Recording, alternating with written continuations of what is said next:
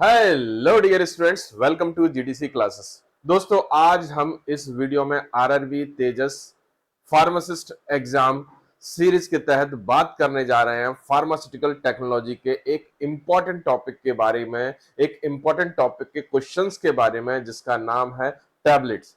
Tablet doses form दोस्तों काफी important topic है, इससे डेफिनेटली आपके एग्जाम्स में क्वेश्चन पूछे जाते हैं और हो सकता है कि आपके आरआरबी के फार्मासिस्ट एग्जाम जो कि होने वाला है उसमें इस टॉपिक से ढेर सारे क्वेश्चंस पूछे जाएं, क्योंकि ये काफी इंपॉर्टेंट टॉपिक है दोस्तों।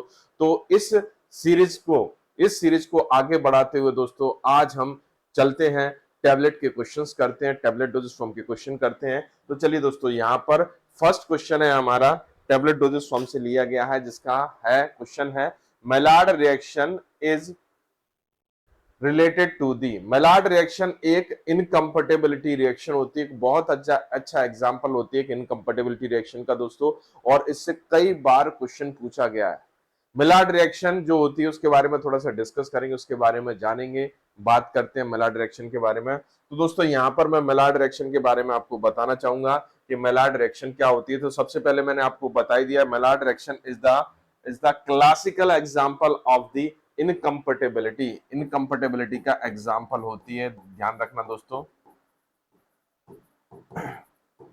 इनकम्पेटिबिलिटी मींस क्या होता है, सबसे पहले ये जानना जरूरी है कि जब कभी हम डोजेस फॉर्म बनाते हैं तो ड्रग ड्रग या ड्रग एक्सिपिएंट के बीच में कोई अनवांटेड रिएक्शन होती है, जिसके कारण प्रोडक्ट की अपीयरेंस और प्रोडक्ट की क्वालिटी और प्रोडक्ट के परफॉर्मेंस में फर्क आता है, जिसको बोलते हैं इनकम्पेटिबिलिटी रिएक्शंस।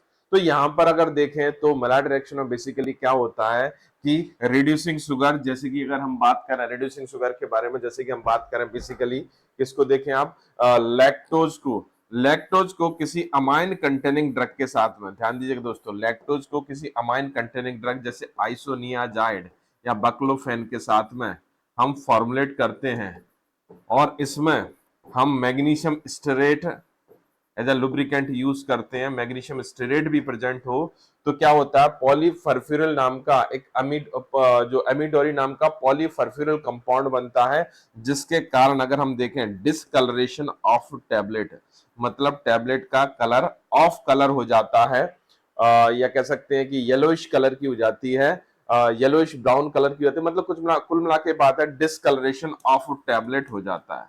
तो इस रिएक्शन को बोलते हैं हम मिलार्ड रिएक्शन। तो कभी भी लैक्टोज या दूसरी रिड्यूसिंग शुगर को आप किसी अमाइन कंटेनिंग ड्रग जैसे आइसोनियाजाइड, इसको हम बोलते हैं अमाइन कंटेनिंग ड्रग के साथ में हम फॉर्मुलेट नहीं करते।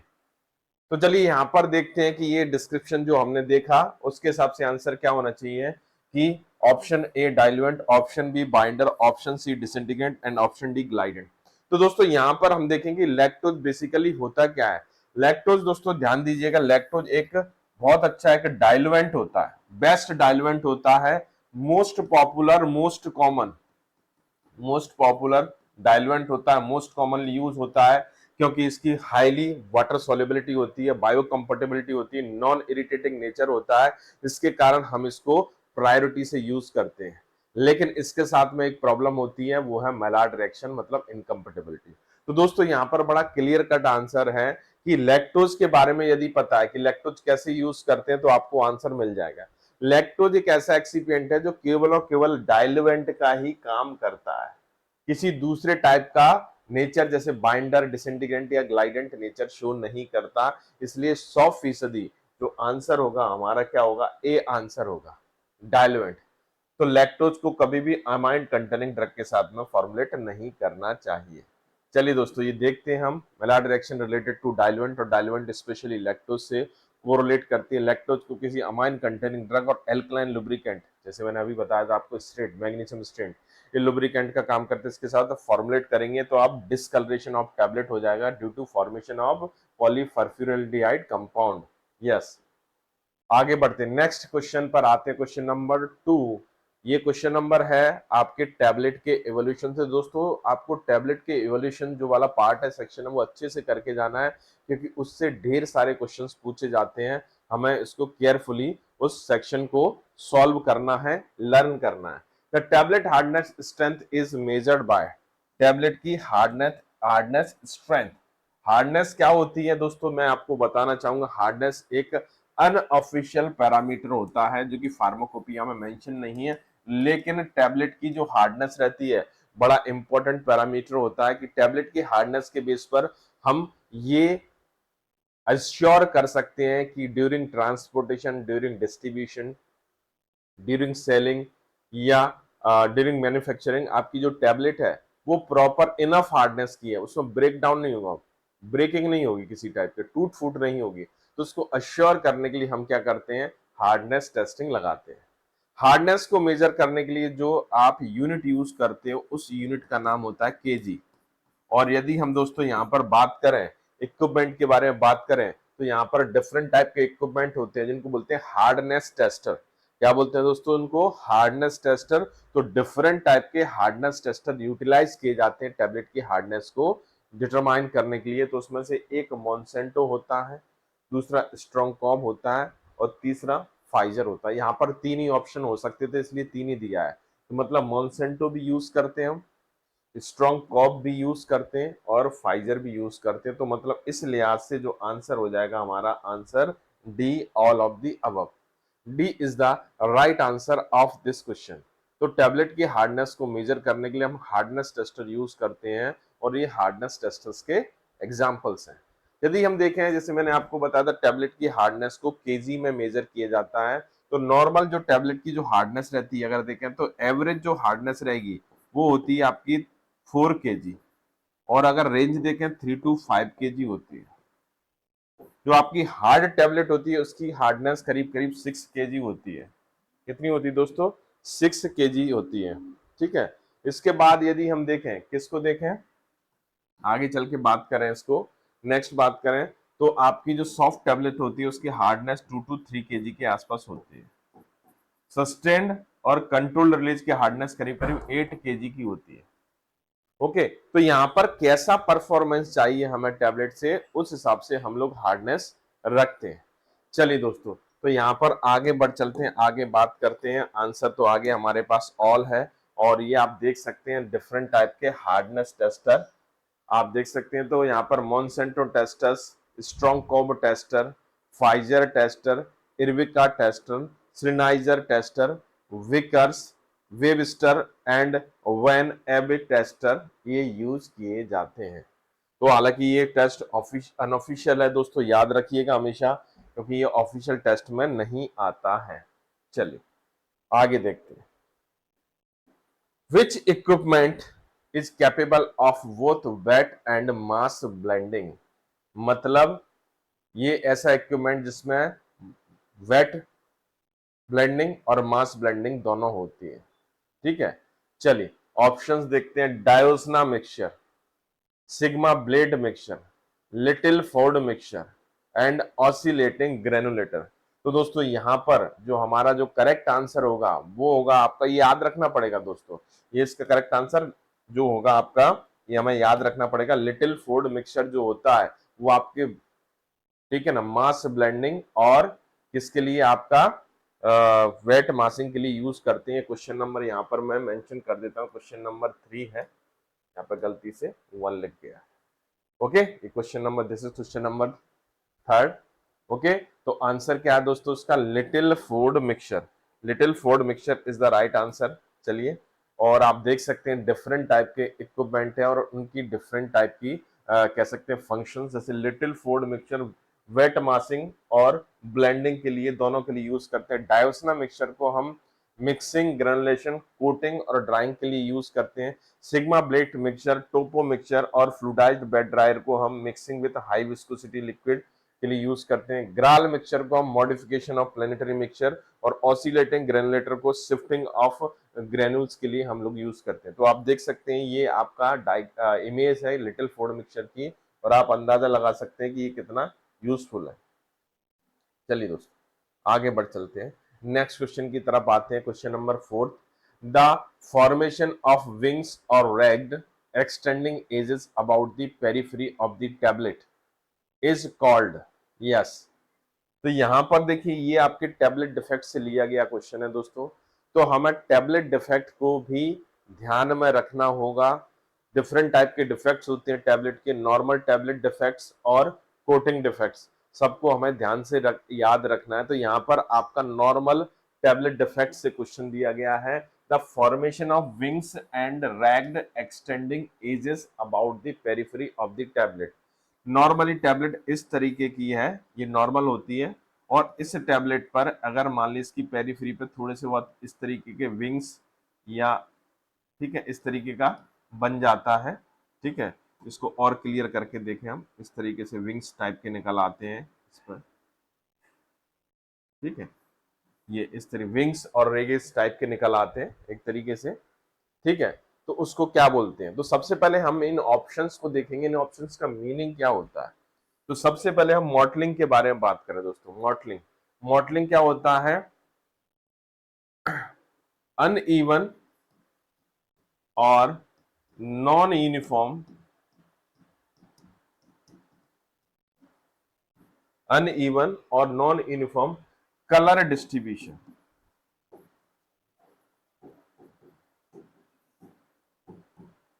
मतलब यहां पर क्या होता है, मॉडलिंग में बेसिकली क्या होता है, जो टैबलेट है उस टैबलेट में जगह जगह आपका इस तरीके से कलरिंग एजेंट होता है, वो आपका क्या हो गया, इकट्ठा हो गया, या फिर आपका टैबलेट में ड्रग और एक्सिपिएंट का कलर डिफरेंस है तो आपको दिखने लगा, तो अनइवन और non uniform colour distribution type का हो जाता है। तो जगह जगह आपको कलर के पैचेस से दिखाई देने लगते हैं, उसको बोलते हैं मॉटलिंग, याद रखना। तो non uniform colour distribution is called the mottling. अब देखते हैं पिकिंग। पिकिंग में क्या होता है, कभी कभार क्या होता है, ग्रेनुल्स आपने प्रॉपरली ड्राई नहीं किए, ध्यान दीजिएगा दोस्तों, ग्रेनुल्स आपने प्रॉपरली ड्राई नहीं किए हैं तो क्या होता है कि जो आपका टैबलेट आपने मैन्युफैक्चर की है, तो टैबलेट का कुछ पार्ट निकलकर पंच फेसेस के ऊपर स्टिक हो जाता है, अडेयर हो जाता है, तो उस प्रॉब्लम को बोलते हैं हम पिकिंग। कैपिंग क्या होता है, इसको जानने वाली बात है। कैपिंग का मतलब होता है कि यदि आपकी टैबलेट की मैन्युफैक्चरिंग के दौरान यदि एयर इंट्रैपमेंट हो जाए, ध्यान दीजिएगा क्या हो जाए, एयर का इंट्रैपमेंट हो जाए, हो सकता है, तो उसके कारण क्या होगा, आपकी जो टैबलेट है इस तरीके से इनकम्प्लीट या partial separation of the tablet from the crown, in incomplete और पार्शियल और complete separation of the crown और bottom portion of the tablet from the main body. किसका सेपरेशन, क्राउन पार्ट का या फिर बॉटम पार्ट का, किससे सेपरेशन, मेन बॉडी से सेपरेशन, मेन बॉडी है उससे सेपरेशन हो जाना। तो मतलब यहां पर टैबलेट 2 लेयर्स में डिवाइड हो गई और ये लेयर्स अनइक्वल होती है, याद रखना। तो ये लेयर्स कैसी होती हैं, अनइक्वल टाइप की लेयर होती हैं। तो यहां पर अगर देखें तो कैपिंग भी यहां पर इस क्वेश्चन के हिसाब से आंसर नहीं होगा। तो यहां पर मॉटलिंग आंसर नहीं होगा, पिकिंग आंसर नहीं होगा, कैपिंग आंसर नहीं होगा। यहां पर जो आंसर हमारे पास निकल के आएगा वो आंसर निकल के आएगा विस्करिंग। विस्करिंग क्या होता है कि जब आपके जो आपके पुअरली फिनिश्ड डाई होती है, प्रॉपरली आपको उसको स्मूथनिंग नहीं है डाई में, या फिर वॉर्न पंच फेसेस हैं, गंदे हैं जो पंच फेसेस हैं, आपने प्रॉपर क्लीन नहीं किए हैं, तो उस केस में क्या होता है कि जब हम टैबलेट मैन्युफैक्चर करते हैं तो मैन्युफैक्चरिंग के बाद हो सकता है टैबलेट में विंग्स और रेग्ड एक्सटेंडिंग हो सकती है किनारों पर, तो इसको बोलते हैं हम विस्करिंग। तो विस्करिंग किसका डिफेक्ट है, मशीन का डिफेक्ट है। मशीन को आपने प्रॉपरली पंचेस और डाई प्रॉपरली क्लीन नहीं है या उनमें कोई डिफेक्ट है तो उसके कारण विस्करिंग हो सकता है। आंसर क्या होगा दोस्तों, सी, विस्करिंग। तो आप देख सकते हैं यहां पर मॉटलिंग, पिकिंग, ठीक है ना, मॉटलिंग, पिकिंग, विस्करिंग और कैपिंग। तो विस्करिंग का कॉज सबसे बड़ा क्या है, ठीक है ना, कॉज सबसे बड़ा क्या है कि आपका डीप कनकेव पंचेस हैं, वन पंचेस फेसेस हैं, पुअर कंडीशंस, ठीक है ना, पुअर कंडीशंस है डाइस की, पंचेस की, तो उसके केस में ये आपका विस्करिंग हो सकता है। चलिए दोस्तों क्वेश्चन नंबर 5 पर आ चुके हैं। क्वेश्चन नंबर 5 क्या कहता है, इस क्वेश्चन नंबर 5 को देखते हैं। Vitamin tablets are generally formulated as, vitamin tablets को कैसे फॉर्मुलेट करते हो, किस में फॉर्मुलेट करते हो? चलिए देखते हैं तो विटामिन टैबलेट्स कैसे फॉर्मुलेट की जाती है। तो यहाँ पर देखिए सबसे पहले हम टैबलेट्स के बारे में जानेंगे।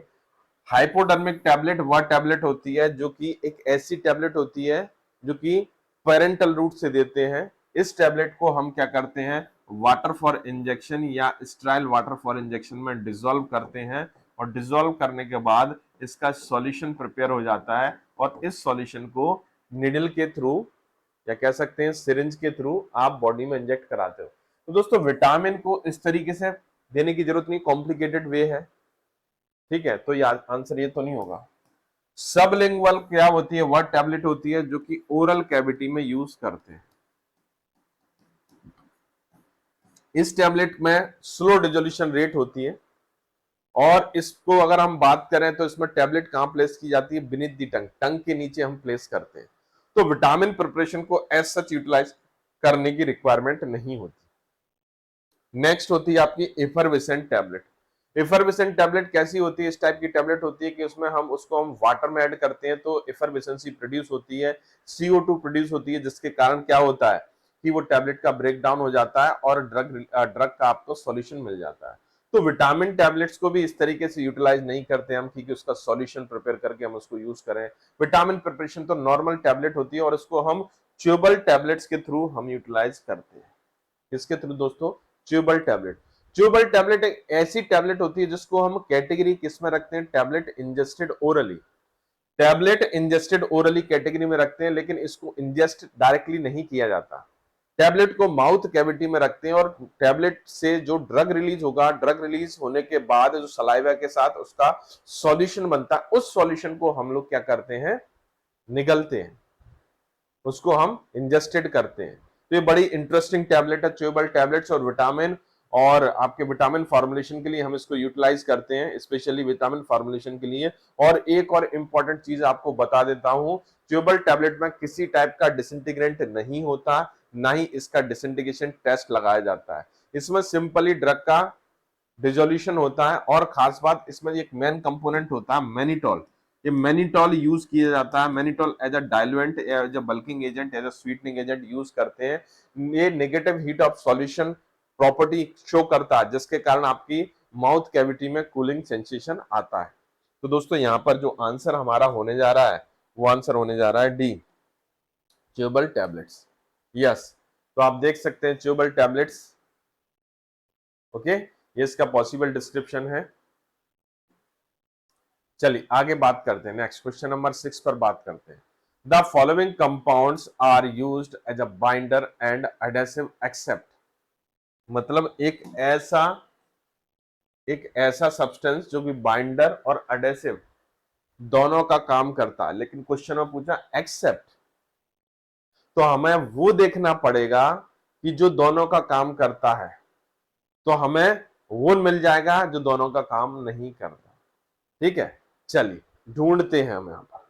अकेशिया, अकेशिया आपका बाइंडर एजेंट का काम करता है, एडेसिव का भी काम करता है।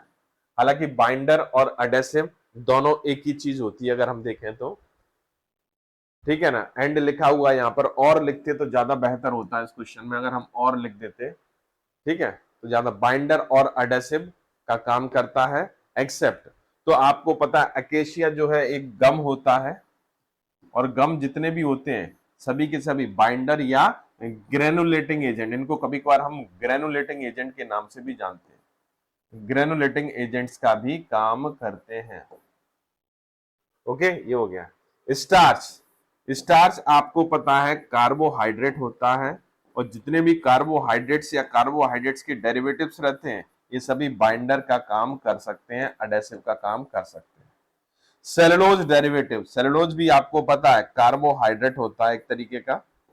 और यहां पर अगर देखें, मैंने आपको बताया था डिफरेंट टाइप के सेलुलोज के डेरिवेटिव, जैसे methyl cellulose, ethyl cellulose, hydroxy ethyl cellulose, hydroxy propyl methyl cellulose, hydroxy propyl cellulose, ये सभी के सभी किसका काम करते हैं, बाइंडर का काम करते हैं। तो मैं आपको बताना चाहूंगा बाइंडर का काम कौन कौन कर सकता है। बाइंडर का काम नेचुरल गम्स कर सकती हैं, क्लेज कर सकते हैं, सेलुलोज डेरिवेटिव्स कर सकते हैं, और आपके कुछ सिंथेटिक पॉलीमर भी आपके बाइंडर का काम कर सकते हैं, और प्रोटीन्स जैसे जिलेटिन भी आपके बाइंडर का काम कर सकता है। तो gum, clay, cellulose derivative, synthetic polymer और प्रोटीन ये सभी बाइंडर का काम कर सकते हैं। लेकिन अगर दोस्तों स्टेरिक एसिड को देखते हैं तो स्टेरिक एसिड किसी भी कैटेगरी को इसमें बिलोंग नहीं कर रहा। ना तो ये आपका नेचुरल गम है, ना ही आपका क्ले है, ना ही आपका सेलुलोज डेरिवेटिव, ना ही किसी टाइप का प्रोटीन है, ना सिंथेटिक पॉलीमर है। ये स्टेरिक एसिड या इसके जो सॉल्ट रहते हैं वो आपके कैल्शियम स्टेरेट, मैग्नीशियम स्टेरेट, ये आपके लुब्रिकेंट का काम करते हैं। किसका काम करते हैं दोस्तों? लुब्रिकेंट का, ना कि किसी टाइप के बाइंडर या अडेसिव का। तो यहां पर ऑब्वियस सी बात है, एक्सेप्ट पूछा गया है, हमें तीन ऑप्शन तो मिल गए जो कि बाइंडर का काम करते हैं। अकेशिया बाइंडर का काम करता है, स्टार्च बाइंडर का काम करता है, सेलुलोज बाइंडर का काम करता है, लेकिन स्टेरिक एसिड या इसके सॉल्ट बाइंडर का काम नहीं करते। तो हमारा आंसर क्या हो जाएगा दोस्तों? यहाँ पर C is the right answer. Okay, तो आप देख सकते हैं कौन कौन बाइंडर होता है। तो बाइंडर या अडेसिव या टैबलेट, देखिए इसके कई बाइंडर के बहुत सारे नाम है। जैसे हमने आपको बताया बाइंडर, इसको हम ग्रेनुलेटिंग एजेंट के नाम से भी जानते हैं, कई जगह ग्रेनुल्स बनाने के काम आते हैं। टैबलेट अडेसिव के नाम से इनको जाना जाता है। ओके, तो ये क्या करते हैं, इसकी हेल्प से आपका जो पाउडर मास है जिसको आपको टैबलेट बनाना है उसमें बाइंडिंग या उसमें बॉन्डिंग आ जाती है। मतलब पाउडर मास को जोड़ने के लिए, एक दूसरे को बॉन्डिंग देने के लिए आप क्या यूज करते हो? बाइंडर यूज करते हो। इससे आप ग्रेनुल्स भी बनाते हो, तो उस समय हम इसको ग्रेनुलेटिंग एजेंट्स के नाम से भी जानते हैं। एग्जाम्पल देखिए, नेचुरल गम्स हैं, acacia tragacanth, corn solution starch, cellulose derivatives हैं, नेचुरल प्रोटीन्स हैं, ग्लूकोज है, स्टार्च है, और सिंथेटिक पॉलीमर जैसे पॉलीविनाइल पाइरिलिडोन भी आप देख सकते हैं यहाँ पर। चलिए दोस्तों आगे बात करते हैं, आगे बढ़कर थोड़ा सा और देखते हैं। नेक्स्ट क्वेश्चन क्या कहता है? Colour quantification of tablet is determined by the except. ये भी एक्सेप्ट वाला क्वेश्चन है। देखिए दोस्तों, आप अगर बात करें टैबलेट के डिफरेंट टाइप के एवोल्यूशन पैरामीटर होते हैं, जिसमें से कुछ ऑफिशियल होते हैं, कुछ अनऑफिशियल होते हैं। तो यहां पर अगर बात करें टैबलेट का ऑर्गेनोलेप्टिक प्रॉपर्टी का, ऑर्गेनोलेप्टिक प्रॉपर्टीज जो किससे रिलेटेड होती हैं? उसकी स्मेल से, उसके टेस्ट से, और उसके व्यू से। तो यहां पर अगर टैबलेट में देखें, टैबलेट एक ऐसा डोजेस फॉर्म होता है जिसमें आपका सबसे, अगर हम बात करें तीनों में, अगर बात करें तीनों ऑर्गेनोलेप्टिक प्रॉपर्टी कौन कौन सी आपकी? एक टेस्ट हो गया, और एक स्मेल हो गया, और तीसरा आपका व्यू हो गया। ओके, तो हालांकि तीनों ही इंपॉर्टेंट होते हैं। टैबलेट तरह तरह की होती हैं, जैसे tablet used in the buccal cavity, तो बक्कल कैविटी, ओरल कैविटी में उसका टेस्ट और स्मेल अच्छा होना चाहिए। ठीक है। जनरली अगर हम बात करें, मान लीजिए आपने कलरफुल टैबलेट बनाई है, कलर टैबलेट है, तो उसका आपका उसका कलर इंटेंसिटी भी इंपॉर्टेंट होती है। कलर की यूनिफॉर्मिटी इंपॉर्टेंट होती है। तो कलर यूनिफॉर्मिटी या कलर क्वांटिफिकेशन, ठीक है ना, कलर इंटेंसिटी को मेजर करने के लिए हम तीन मेथड यूज करते हैं, लेकिन एक मेथड यूज नहीं करते, वही हमें सिलेक्ट करनी है। कि क्वेश्चन क्या है? Colour quantification of tablet is determined by the except, बोला गया है एक्सेप्ट, इसको छोड़कर। तो चलिए देखते हैं कौन कौन यूज होता है। रिफ्लेक्टेंस स्पेक्ट्रोफोटोमेट्री, जी हाँ ये यूज होता है। ट्राई स्टिमुलेट्स कलरीमेट्री, ये भी यूज होता है, याद रखिएगा दोस्तों। उसके बाद माइक्रो रिफ्लेक्टेंस फोटोमेट्री, ये भी यूज होता है। तो ए यूज होता है, बी यूज होता है, और डी यूज होता है। लेकिन हाई परफॉर्मेंस लिक्विड क्रोमेटोग्राफी का कलर से कोई लेना देना नहीं है, इसका लेना देना है कंसंट्रेशन से। ड्रग कंसंट्रेशन को मेजर करने के लिए आप इसको यूज कर सकते हो, किसको? एचपीएलसी को। तो रिफ्लेक्टेंस स्पेक्ट्रोफोटोमेट्री, ट्राई स्टिमुलस कलरीमेट्री और माइक्रो रिफ्लेक्टेंस फोटोमेट्री, ये तीनों की तीनों मेथड जो होती हैं वो टैबलेट में organoleptic property, specially colour quantification के लिए हम लोग यूटिलाइज करते हैं। तो आंसर तो हमारा ये हो जाएगा, क्योंकि क्वेश्चन में पूछा गया है एक्सेप्ट, तो आंसर हो जाएगा हमारा HPLC। चलिए दोस्तों आंसर चेक करते हैं हम। Yes, C is the right answer, HPLC।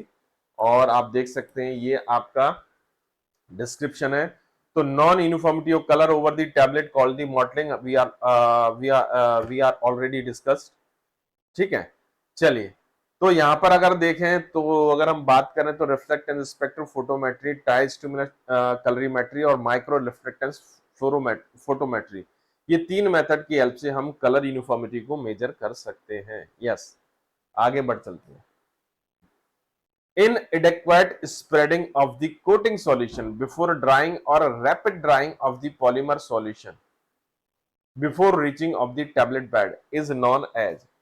दोस्तों ये मैं आपको बताना चाहूंगा, ये क्वेश्चन जो है आपका किससे लिया गया है, ये क्वेश्चन है आपका टैबलेट कोटिंग डिफेक्ट से। किससे दोस्तों? Tablet coating defects. और सबसे इंपॉर्टेंट चीज आपको बताना चाहूंगा, ज्यादातर टैबलेट कोटिंग जो डिफेक्ट्स होते हैं वो किससे रिलेटेड होते हैं आपके, वो आपके ड्राइंग रेट से के कारण होते हैं। आपकी ड्राइंग रेट क्या है उसके ऊपर डिपेंड करते हैं। तो ड्राइंग रेट हमें ऑप्टिमम रखनी पड़ेगी। तो अगर ऑप्शंस को खंगाले हम देखें तो लेमिनेशन नॉर्मल टैबलेट डिफेक्ट होता है, जिसमें क्या होता है कि टैबलेट जो होती है आपकी मोर देन 2 लेयर्स में डिवाइड हो जाती है, मोर देन 2 लेमिना में डिवाइड हो जाती है, उसको बोलते हैं लेमिनेशन। इसका कॉज भी होता है एयर इंट्रैपमेंट। क्या होता है दोस्तों? Air entrap. तो एयर इंट्रैपमेंट के कारण यहां पर क्या हो जाती है आपकी टैबलेट में लेमिनेशन प्रॉब्लम हो जाती है। और लेमिनेशन का मतलब आपका complete separation of the tablet into 2 और मोर लेयर। ठीक है ना, 2 और more layer called the lamination, 2 और मोर लेयर। ठीक है ना, या फिर मोर देन 2 लेयर्स। 2 लेयर्स तो कैपिंग हो जाएगा, लेकिन यहां पर मोर देन 2 बोलेंगे, मोर देन 2 लेयर्स, उसको बोलेंगे हम लेमिनेशन। अब देखते हैं हम रफनेस।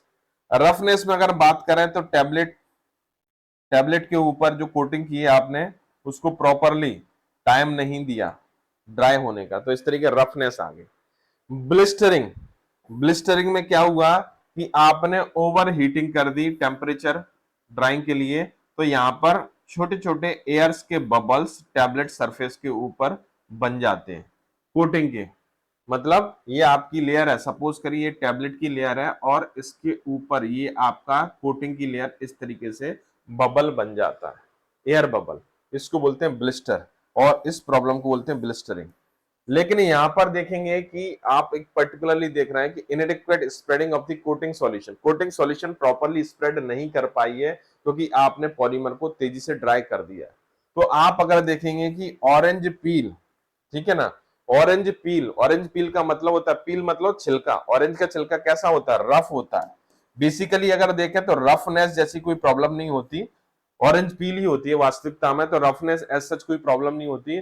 प्रॉब्लम जो होती है ऑरेंज पील होती है। ऑरेंज पील में क्या होता है कि आपने क्या किया, ये आपने कोटिंग, ये आपकी टैबलेट है, इसके ऊपर आपने कोट अप्लाई किया, ठीक है ना, कोट अप्लाई किया, तो आप ड्रॉपलेट के फॉर्म में कोट अप्लाई करते हो।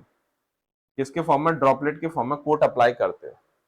और नॉर्मली क्या होता है, ये आप ड्राई करते हो तो ये ड्रॉपलेट जो होती हैं स्प्रेड होती हैं और स्प्रेड होकर आपकी पूरी टैबलेट को कवर कर लेती हैं, पूरी टैबलेट को कवर कर लेती हैं और कंप्लीटली एक कोटिंग हो जाती है। लेकिन आपने क्या किया, इसको टेम्परेचर हाई कर दिया, बहुत ज्यादा तेज टेम्परेचर दे दिया, हाई टेम्परेचर दे दिया, रैपिड ड्राइंग कर दिया आपने। तो इसको जो ड्रॉपलेट्स हैं, ये आपकी कोटिंग सॉल्यूशन की ड्रॉपलेट है, कोटिंग पॉलीमर की ड्रॉपलेट्स हैं, ये स्प्रेड नहीं हो पाएंगे, जस की तस वहीं पर रह जाएंगे। उनको टाइम नहीं दिया ना आपने स्प्रेड होने का, वो उसी जगह पर ड्राई हो गई या थोड़ा बहुत स्प्रेड हुई और उसके बाद ड्राई हो गई। तो ये आपको क्या कॉज करेगा? ऑरेंज पील कॉज करेगा। ये क्या करेगा दोस्तों? आपको ऑरेंज पील कॉज करेगा। तो यहां पर जो आंसर हो जाएगा हमारा दोस्तों, वो क्या हो जाएगा आपका? Orange peel effect. Orange peel effect में टैबलेट की सरफेस एक तरीके से क्या हो जाती है? रफ हो जाती है। चलिए देखें, हम बात करें, ठीक है, लेमिनेशन आपको बता दिया, ऑरेंज पील के बारे में बता दिया, रफनेस के बारे में, ब्लिस्टरिंग के बारे में। तो आप देख सकते हैं ये आपका लेमिनेशन, ये आपका ऑरेंज पील इफेक्ट, ये आपका रफनेस बेसिकली ज्यादातर हम उसको कंसीडर नहीं करते, ऑरेंज पील जैसे ही होता है, और ब्लिस्टरिंग ये आपको दिख रहा है। तो कुल मिला के बात ये है दोस्तों कि आपको अगर इन प्रॉब्लम से बचना है, इन प्रॉब्लम से आपको टैबलेट को बचाना है, टैबलेट डिफेक्ट्स और टैबलेट कोटिंग डिफेक्ट्स में, तो आपको जो ड्राइंग टेम्परेचर है उसको ऑप्टिमम रखना पड़ेगा। ड्राइंग टेम्परेचर को आपको प्रॉपर रखना पड़ेगा। ये बहुत इंपॉर्टेंट चीज है दोस्तों, इसको बिल्कुल ध्यान में रखिएगा कि जब कभी भी हम मैन्युफैक्चरिंग करते हैं तो इस चीज का बहुत ध्यान रखते हैं कि जब आपने टैबलेट को कोट किया तो प्रॉपर टेम्परेचर हमें रखना पड़ेगा। चलिए दोस्तों, बात करते हैं हम क्वेश्चन नंबर 9 की। क्वेश्चन नंबर 9 क्या कहता है, चलिए इसको डिस्कस करते हैं।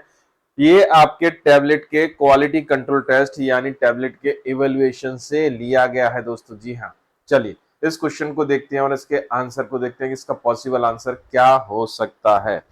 चलिए तो दोस्तों यहां पर हम देखें तो क्वेश्चन नंबर 9 में है tablet friability testing, the drum is rotate. तो दोस्तों यहां पर हमें ये देखना पड़ेगा कि फ्राइबिलिटी टेस्ट में होता क्या है, क्या इसके पैरामीटर्स हैं और इससे फाइंड आउट क्या करते हैं, क्योंकि ये बहुत इंपॉर्टेंट टेस्ट है दोस्तों। आपको बताना चाहूंगा ये इंडियन फार्माकोपिया 2007 तक ये जो टेस्ट है आपका अनऑफिशियल था। कैसा था? अनऑफिशियल था। लेकिन आईपी 2010 से ये टेस्ट जो है आपका ऑफिशियल हो चुका है। मतलब आईपी 2010 से इसका डिस्क्रिप्शन इंडियन फार्माकोपिया में दिया जाने लगा, इसलिए ऑफिशियल हो चुका है। इसमें टैबलेट की फ्राइबिलिटी बेसिकली अगर देखें तो टैबलेट में चिपिंग, कैपिंग, लेमिनेशन जैसी प्रॉब्लम को आइडेंटिफाई करने के लिए हम टैबलेट फ्राइबिलिटी को कह सकते हैं कि टेस्ट को परफॉर्म करते हैं। इसके लिए रोचे फ्राइबलेटर नाम का एक इंस्ट्रूमेंट रहता है, उसको हम यूज करते हैं। इसको दोस्तों रोचे फ्राइबलेटर, रोचे फ्राइबलेटर इंस्ट्रूमेंट होता है, उसको यूज किया जाता है। और इसकी जो जो रोटेशन की जो स्पीड है वो होती है आपकी 25 आरपीएम। 25 आरपीएम का मतलब होता है रिवॉल्यूशन पर मिनट, रिवॉल्यूशन पर मिनट। मतलब एक मिनट में ये जो ड्रम रहता है इसका, इस तरीके से एक ट्रांसपेरेंट प्लास्टिक ड्रम रहता है जो कि रोटेट करता है। इसमें आप टैबलेट प्लेस कर देते हो और ये रोटेट करता है। एक मिनट में 25 टाइम रोटेट करता है। टोटल इसको 100 टाइम्स रोटेशन के लिए हम लोग क्या करते हैं, ऑपरेट करते हैं, एडजस्ट करते हैं। तो यहां पर अगर ऑप्शंस देखें तो option A 50 times, option B 200 times, option C 100 time और ऑप्शन डी 70 टाइम्स। तो यहाँ पर ए, बी और डी तो नहीं होगा आंसर। हमें आंसर क्लियर दिख रहा है कि 100 टाइम्स होना चाहिए। तो यहां पर जो आपकी फाइबिलिटी, टैबलेट की फाइबिलिटी को फाइंड आउट करने के लिए इस रोचे फाइब्रेटर को टोटल हम 100 टाइम्स रिवॉल्व करते हैं, 100 टाइम्स इसको घुमाते हैं। मींस इसका मतलब यह है कि 4 मिनट्स में एक मिनट में कितना, 25 टाइम्स। तो टोटल कितना घूमेगा ये टोटल घूमेगा आपका 25 एक मिनट में, प्लस 25 दूसरे मिनट में, प्लस 25 तीसरे मिनट में, प्लस 25। तो टोटल कितना हो गया, 100 टाइम्स। तो टोटल फ्राइबिलिटी जो ऑपरेशन हम प्रोसीड करते हैं वो कितने टाइम के लिए करते हैं, 100 टाइम्स के लिए करते हैं। कितने मिनट्स के लिए करते हैं, 4 मिनट्स के लिए। कितना आरपीएम रखते हैं इस मशीन का, 25 आरपीएम रखते हैं। तो आंसर है सी, 100 टाइम्स। और आप देख सकते हैं रोचे फाइब्रेटर को, ये इक्विपमेंट होता है, यहाँ पर आप टैबलेट प्लेस कर देते हैं, यहाँ पर टैबलेट्स को रख देते हो और ये टैबलेट्स जो है आपने प्लेस की है तो ये आपका मूव करेगा 100 times, 25 RPM for 4 times rotation. मतलब 4 मिनट्स के लिए इसमें रोटेशन रहेगा, 4 टाइम्स इसको रोटेशन करना है। और फ्राइबिलिटी को फाइंड आउट करने के लिए एक फार्मूला होता है। इसमें क्या करते हैं, बिफोर ऑपरेशन हम टैबलेट का वेट कैलकुलेट करते हैं, तो उसको हम इनिशियल वेट कह सकते हैं। और उसके बाद आफ्टर ऑपरेशन फिर टैबलेट का वेट करते हैं तो उसको फाइनल वेट कहते हैं। तो initial wait minus final weight upon initial weight multiply 100, तो उससे आपका परसेंटेज फ्राइबिलिटी फाइंड आउट हो जाता है। और percentage friability not more than 1%, as per the pharmacopoeia 1% से ज्यादा नहीं होनी चाहिए, अदरवाइज ये टेस्ट में क्या हो जाएगा, फेल हो जाएगा।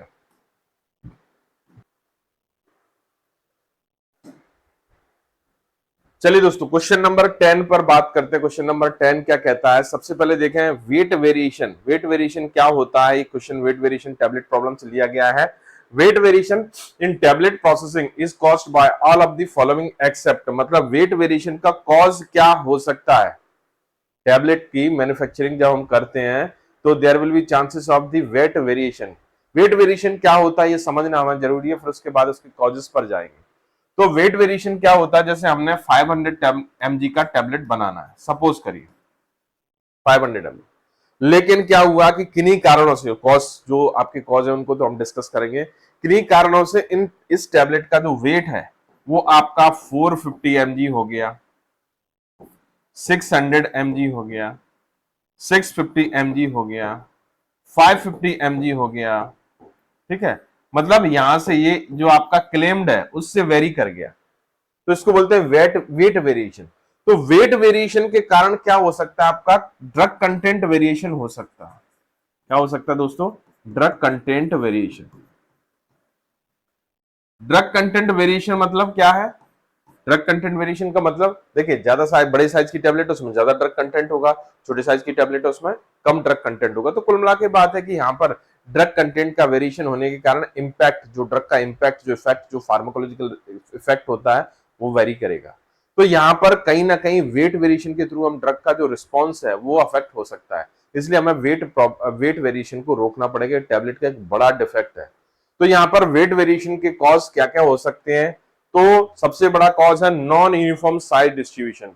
Non uniform size distribution of the particle of granules, जिसके कारण क्या होगा कि आपका जो फिलिंग है वो फिलिंग क्या होगी, प्रॉपर नहीं हो पाएगी। देखिए सबसे बड़ी प्रॉब्लम क्या होती है कि जो डाई जो फिल होती है, जब टैबलेट की मैन्युफैक्चरिंग होती है, डाई अगर ओवर फिल होती है तो आपका ओवरवेट आ जाएगा, और अगर डाई अंडर फिल है तो अंडरवेट हो जाएगा। तो कुल मिला के डाई को हमें क्या करना पड़ेगा, ऑप्टिमम लेवल पर फिल करना पड़ेगा।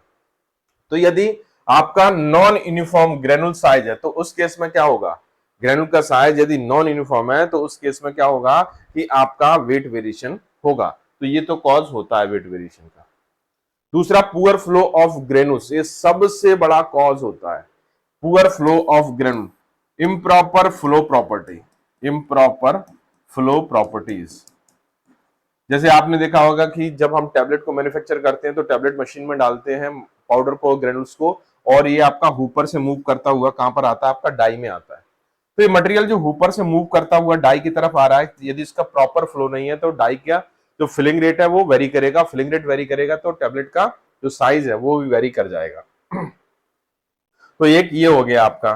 तीसरा आपका देखें प्रेजेंस ऑफ एक्सेसिव फाइन, बहुत ज्यादा फाइन्स, मतलब ग्रेनुल्स के साथ में बहुत छोटे छोटे पाउडर पार्टिकल या जो छोटे ग्रेनुल्स मौजूद हैं, उसके कारण भी क्या होता है कि जो आपकी टैबलेट की जो पैकिंग होती है वो वेरी कर जाती है।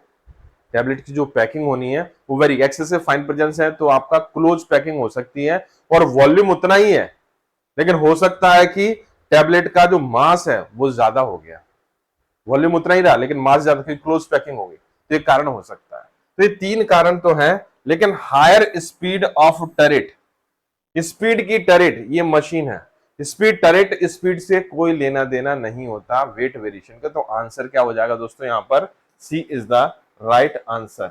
यस, इसको चेक करते हैं, C is the right answer. और आप देख सकते हैं यहां पर poor flow of granules, non uniform particle size distribution और प्रेजेंस ऑफ एक्सेसिव फाइन, इनके कारण वेट वेरिएशन हो सकता है। और इसको करेक्ट करने के लिए आप क्या करोगे, फ्लो प्रॉपर्टी को इंप्रूव करने के लिए ग्लाइडेंट्स यूज करोगे, यूनिफॉर्म पार्टिकल साइज डिस्ट्रीब्यूशन के लिए आप सीविंग करोगे या साइज सेपरेशन करोगे, और एक्सेसिव फाइन को आप रिमूव करने की कोशिश करोगे। यस, आगे बढ़ते हैं दोस्तों। नेक्स्ट क्वेश्चन है क्वेश्चन नंबर 11।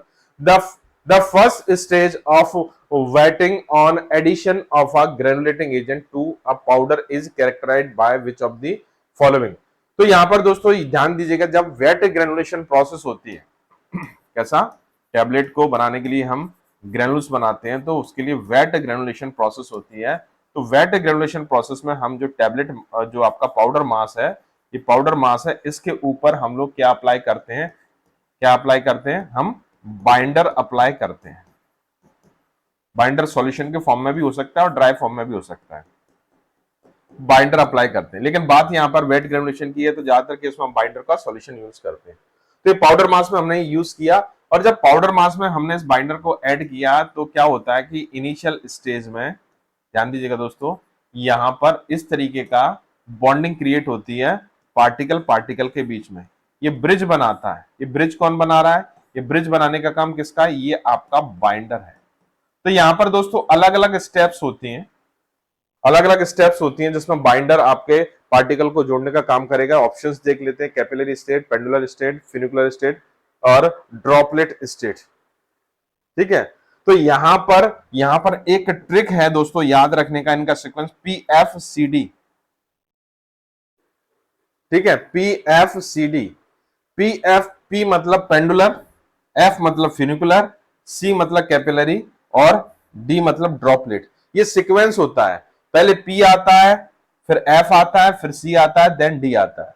तो सबसे पहले जैसे ही हम बाइंडर सॉल्यूशन हम अप्लाई करते हैं, तो आपकी जो पहली स्टेप होती है, इस तरीके से बनता है स्ट्रक्चर, इसको बोलते हैं पेंडुलर। पेंडुलम के जैसा हो रहा है, अगर हम देखें इसको घड़ी के पेंडुलम जैसा हो रहा है। देखो अगर स्ट्रक्चर को, ये आपका बाइंडर हो गया और ये आपका नीचे पार्टिकल, ये पेंडुलम के जैसा है, इसलिए इसको पेंडुलर स्टेट नाम दिया है।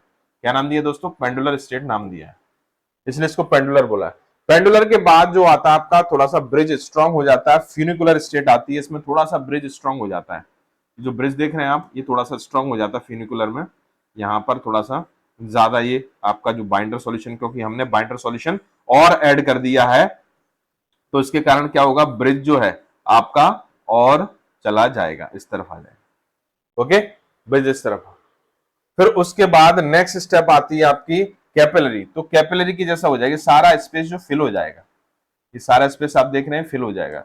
और लास्ट में आती है आपकी आपकी ड्रॉपलेट स्टेट। तो ये कैसा हो जाएगा आपका? ड्रॉपलेट माफिक हो जाएगा, ड्रॉपलेट के जैसा हो जाएगा। तो यहां पर अगर हम बात करें दोस्तों, डिफरेंट टाइप की स्टेप्स होती हैं, डिफरेंट टाइप की स्टेजेस होती हैं। यहां पर देख रहे हैं कि कैपिलरी स्टेट है, पेंडुलर स्टेट है, फ्यूनिकुलर। तो सबसे पहले जो स्टेट आती है वो हमारी कौन सी रहती है? आपकी पेंडुलर स्टेट होती है। देन उसके बाद आती है आपकी फ्यूनिकुलर, देन उसके बाद कैपिलरी, और लास्ट में, सबसे लास्ट में आता है आपका ड्रॉपलेट स्टेट। तो दोस्तों ये याद रखना है हमें, ये बहुत इंपॉर्टेंट है, क्वेश्चन कई बार पूछा जा चुका है, तो ये क्वेश्चन आने के पूरे पूरे चांसेस हैं कि यहां से क्वेश्चन आ सकता है। चलिए दोस्तों, तो ये इसका आंसर हम चेक कर लेते हैं। आंसर क्या है? आंसर मेरे ख्याल से पेंडुलर होना चाहिए। जी हाँ, आंसर पेंडुलर है। और आप देख सकते हैं ये स्टेप्स अलग अलग, ये आपका पेंडुलर है, ये फ्यूनिकुलर है, ये कैपिलरी है, और ये ड्रॉपलेट स्टेट होती है। ये चार स्टेट होती है जिसके थ्रू हम वेट ग्रेनुलेशन प्रोसेस को प्रोसीड करते हैं।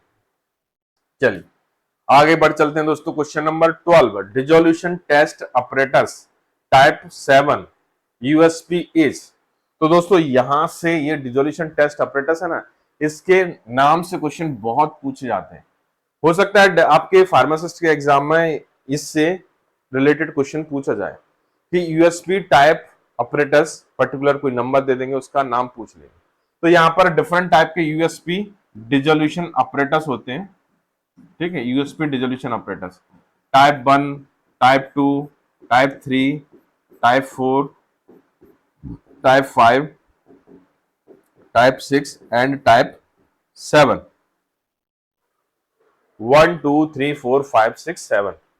तो यहां पर अगर हम देखें 7 वाले को देखते हैं, तो यहां पर देखेंगे दोस्तों, बास्केट टाइप जो होता है ये आपका टाइप 1 होता है। पेडल टाइप जो होता है ये आपका टाइप 2 होता है।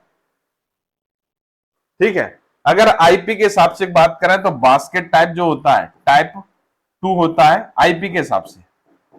और यूएसपी के हिसाब, आईपी के हिसाब से बात करें, पेडल टाइप जो होता है टाइप 1 होता है आईपी के हिसाब से। ये यूएसपी के हिसाब से, यूएसपी और आईपी में थोड़ा उल्टा चलता है।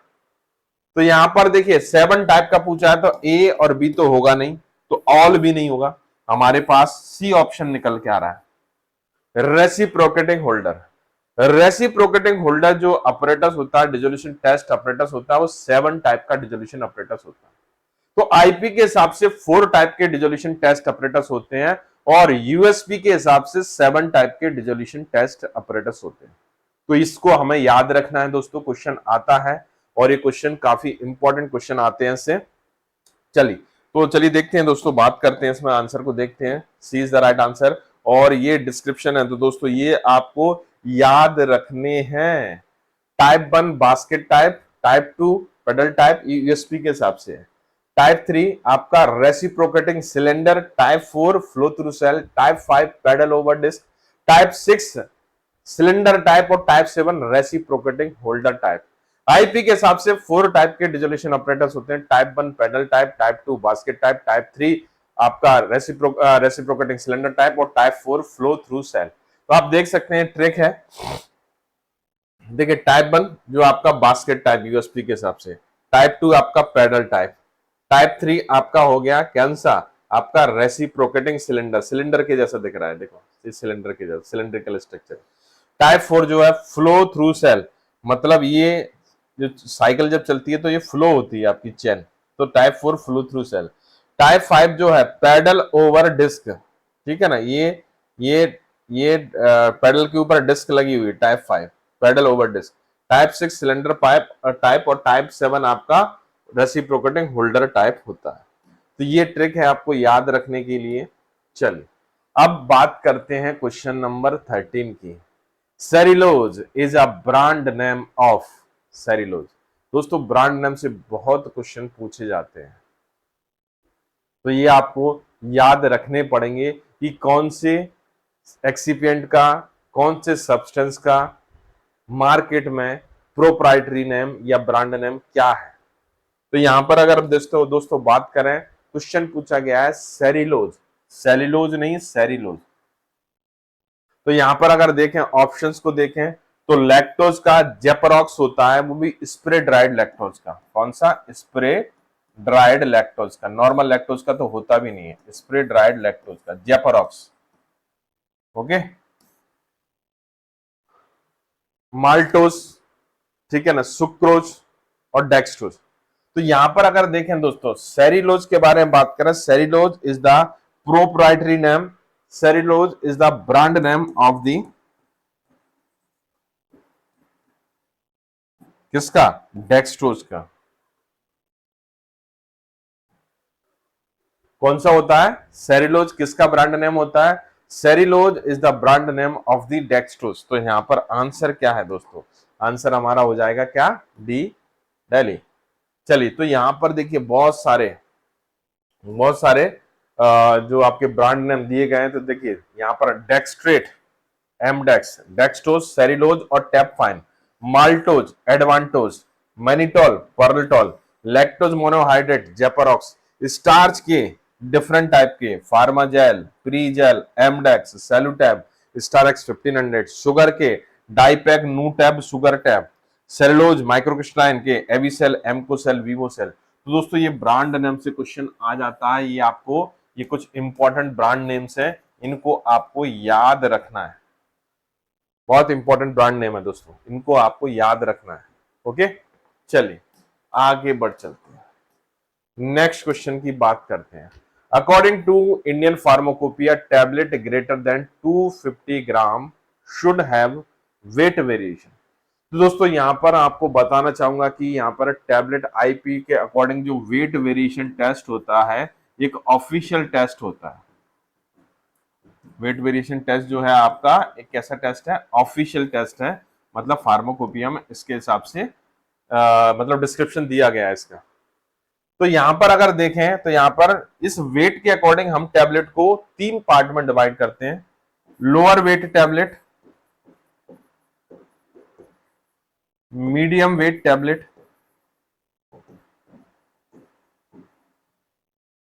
और higher weight tablet.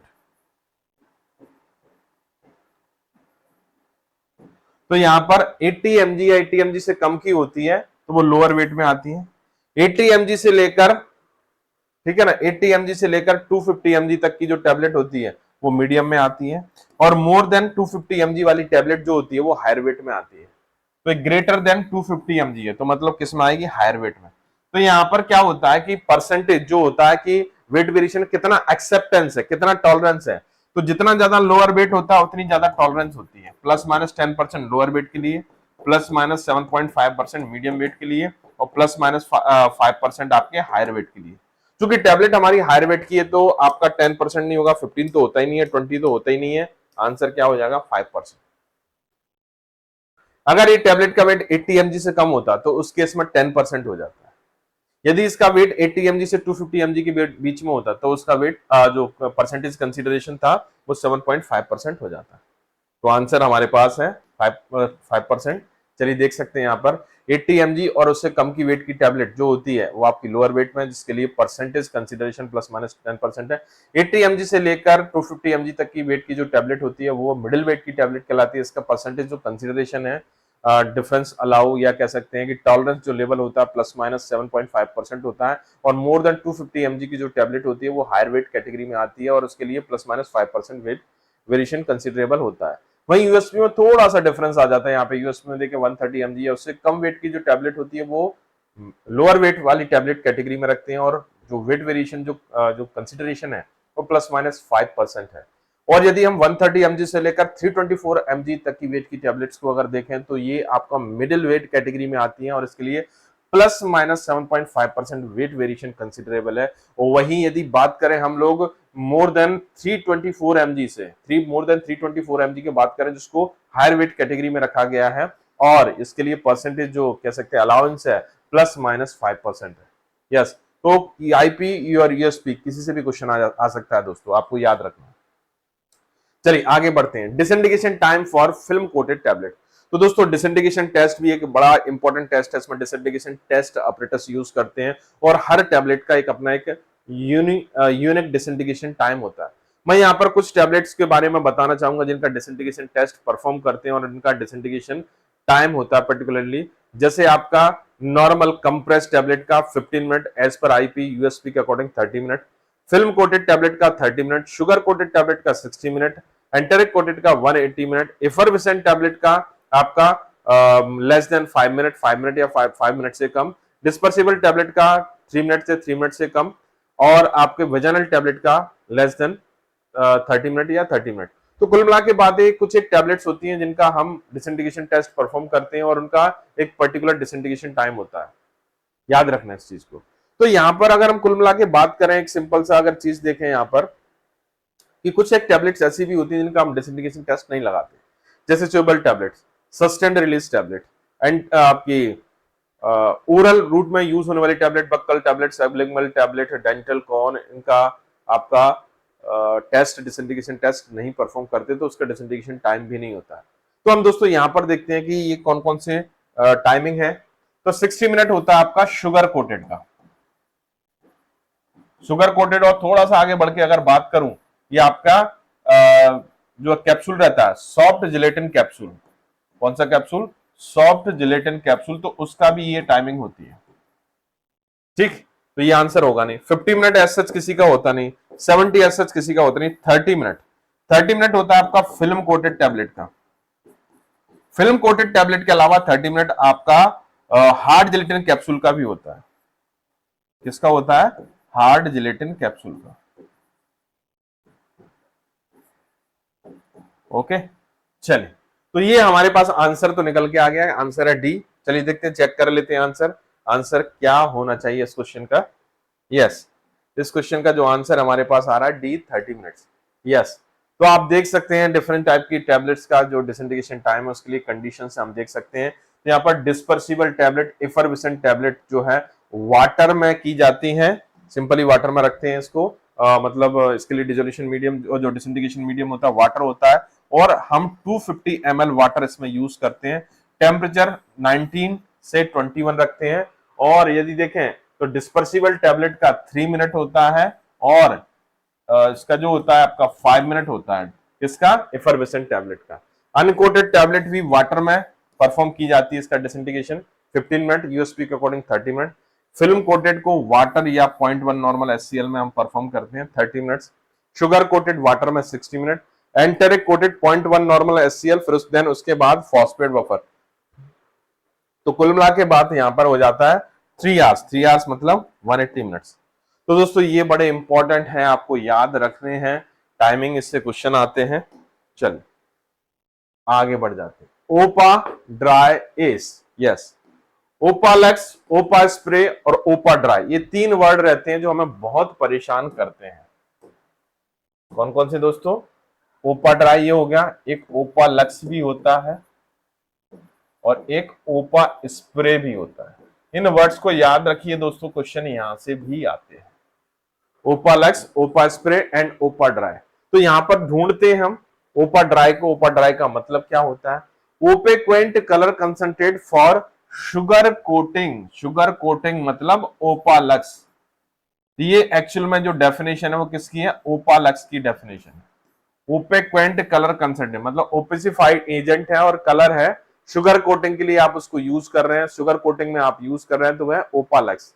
ओपेक्वेंट colour concentrate for film coating, ये आप फिल्म कोटिंग में यूज कर रहे हैं, मतलब ओपा स्प्रे।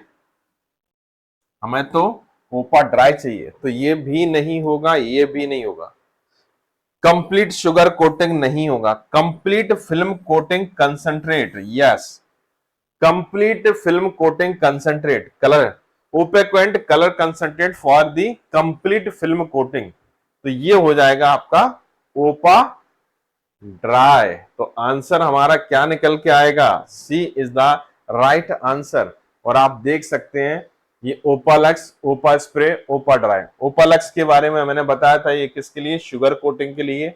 वही ओपा स्प्रे जो है आपका फिल्म कोटिंग के लिए, और ओपा ड्राई भी फिल्म कोटिंग के लिए होता है, बट कंप्लीट फिल्म कोटिंग के लिए। यस, आगे बढ़ते हैं दोस्तों। Question number 17, which of the following equipment is not a perforated पान? ऐसा कौन सा इक्विपमेंट होता है जिसमें परफोरेटेड पान नहीं होता? तो चलिए उनको देख लेते हैं जिनमें परफोरेटेड पान होता है। ग्लाट कोटर में होता है, यस। एसिला कोटा में होता है, यस। हाई कोटर में भी होता है, यस। लेकिन प्लेग्रन पेन में नहीं होता, नो। तो मतलब ये तो चाहिए नॉट, नॉट वाला चाहिए। तो नॉट वाला क्या हो जाएगा? सी। नॉट वाला क्या हो जाएगा दोस्तों? सी। तो C is the right answer, Pellegrini pan system. तो आप देख सकते हैं यहां पर, देखिए ये डिस्क्रिप्शन है तो आप देख सकते हैं। तो यहां पर कोटिंग इक्विपमेंट में यदि हम बात करें तो ये स्टैंडर्ड कोटिंग पान, फ्लूइडाइज्ड कोटिंग पान, फ्लूइडाइज्ड कोटिंग पान और परफोरेटेड पान सिस्टम। तो स्टैंडर्ड कोटिंग पेन में पेलिग्रिनी पेन, इमर्सन स्वाइड और इमर्सन ट्यूब, ये नॉन परफोरेटेड होते हैं। परफोरेटेड के बारे में अगर देखें तो असीला कोटा, हाई कोटर, ड्राई कोटर और ग्लैट कोटर, ये सब परफोरेटेड रहते हैं इस तरीके से। ओके, तो ये बड़ा इंपॉर्टेंट क्वेश्चन है दोस्तों, एग्जाम में देखने को आ सकता है आपके लिए, तो इसको याद रखिएगा। चलिए, in which step of sugar coating colourant is added? Option A seal coating, option B sub coating, option C syrup coating and option D polishing. चलिए देखते हैं इसमें। तो यहां पर दोस्तों बात करें किसके बारे में? शुगर कोटिंग के बारे में। तो शुगर कोटिंग जो प्रोसेस होती है मल्टी स्टेप प्रोसेस होती है, और सबसे इंपॉर्टेंट मल्टी लेयर्ड। ये कोटिंग जो होती है मल्टी लेयर्ड होती है। इसमें अलग अलग टाइप की, ठीक है ना, अलग अलग टाइप की कोटिंग करते हैं हम कोर टैबलेट के ऊपर।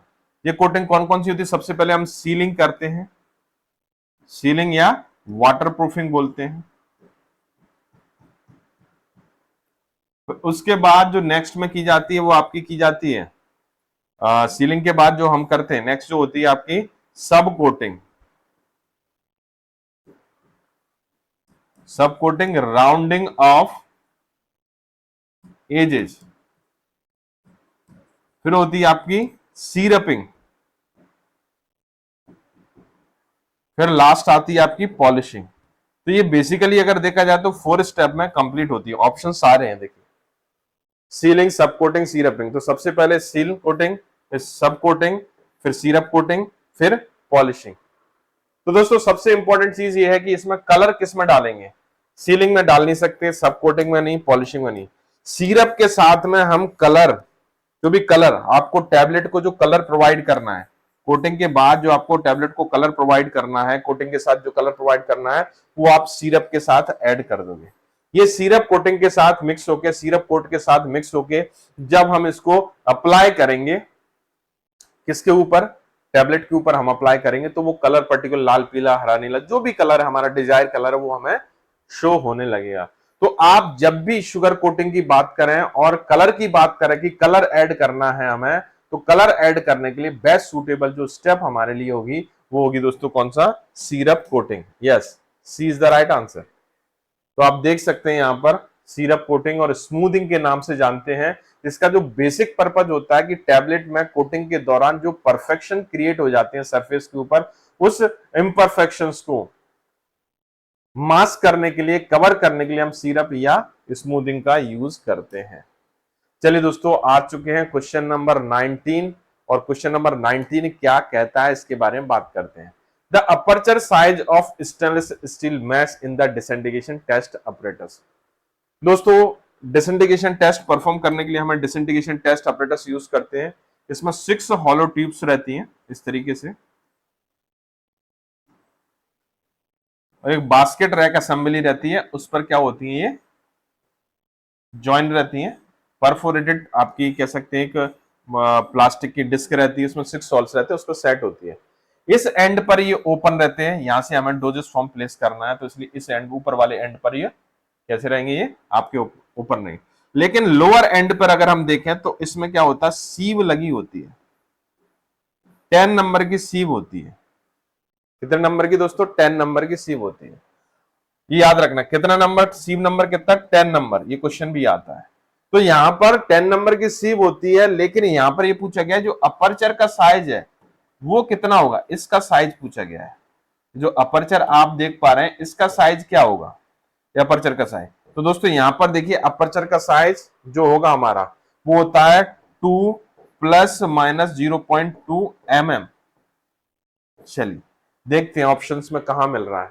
ए में नहीं है, बी में भी नहीं है, डी में है लेकिन ये यहां पर डिफरेंस आ गया। तो सी में आपको दिख रहा है 2.0 ± 0.2 mm, ये अपर्चर का साइज होता है। ध्यान दीजिएगा दोस्तों, ये अपर्चर का साइज होता है।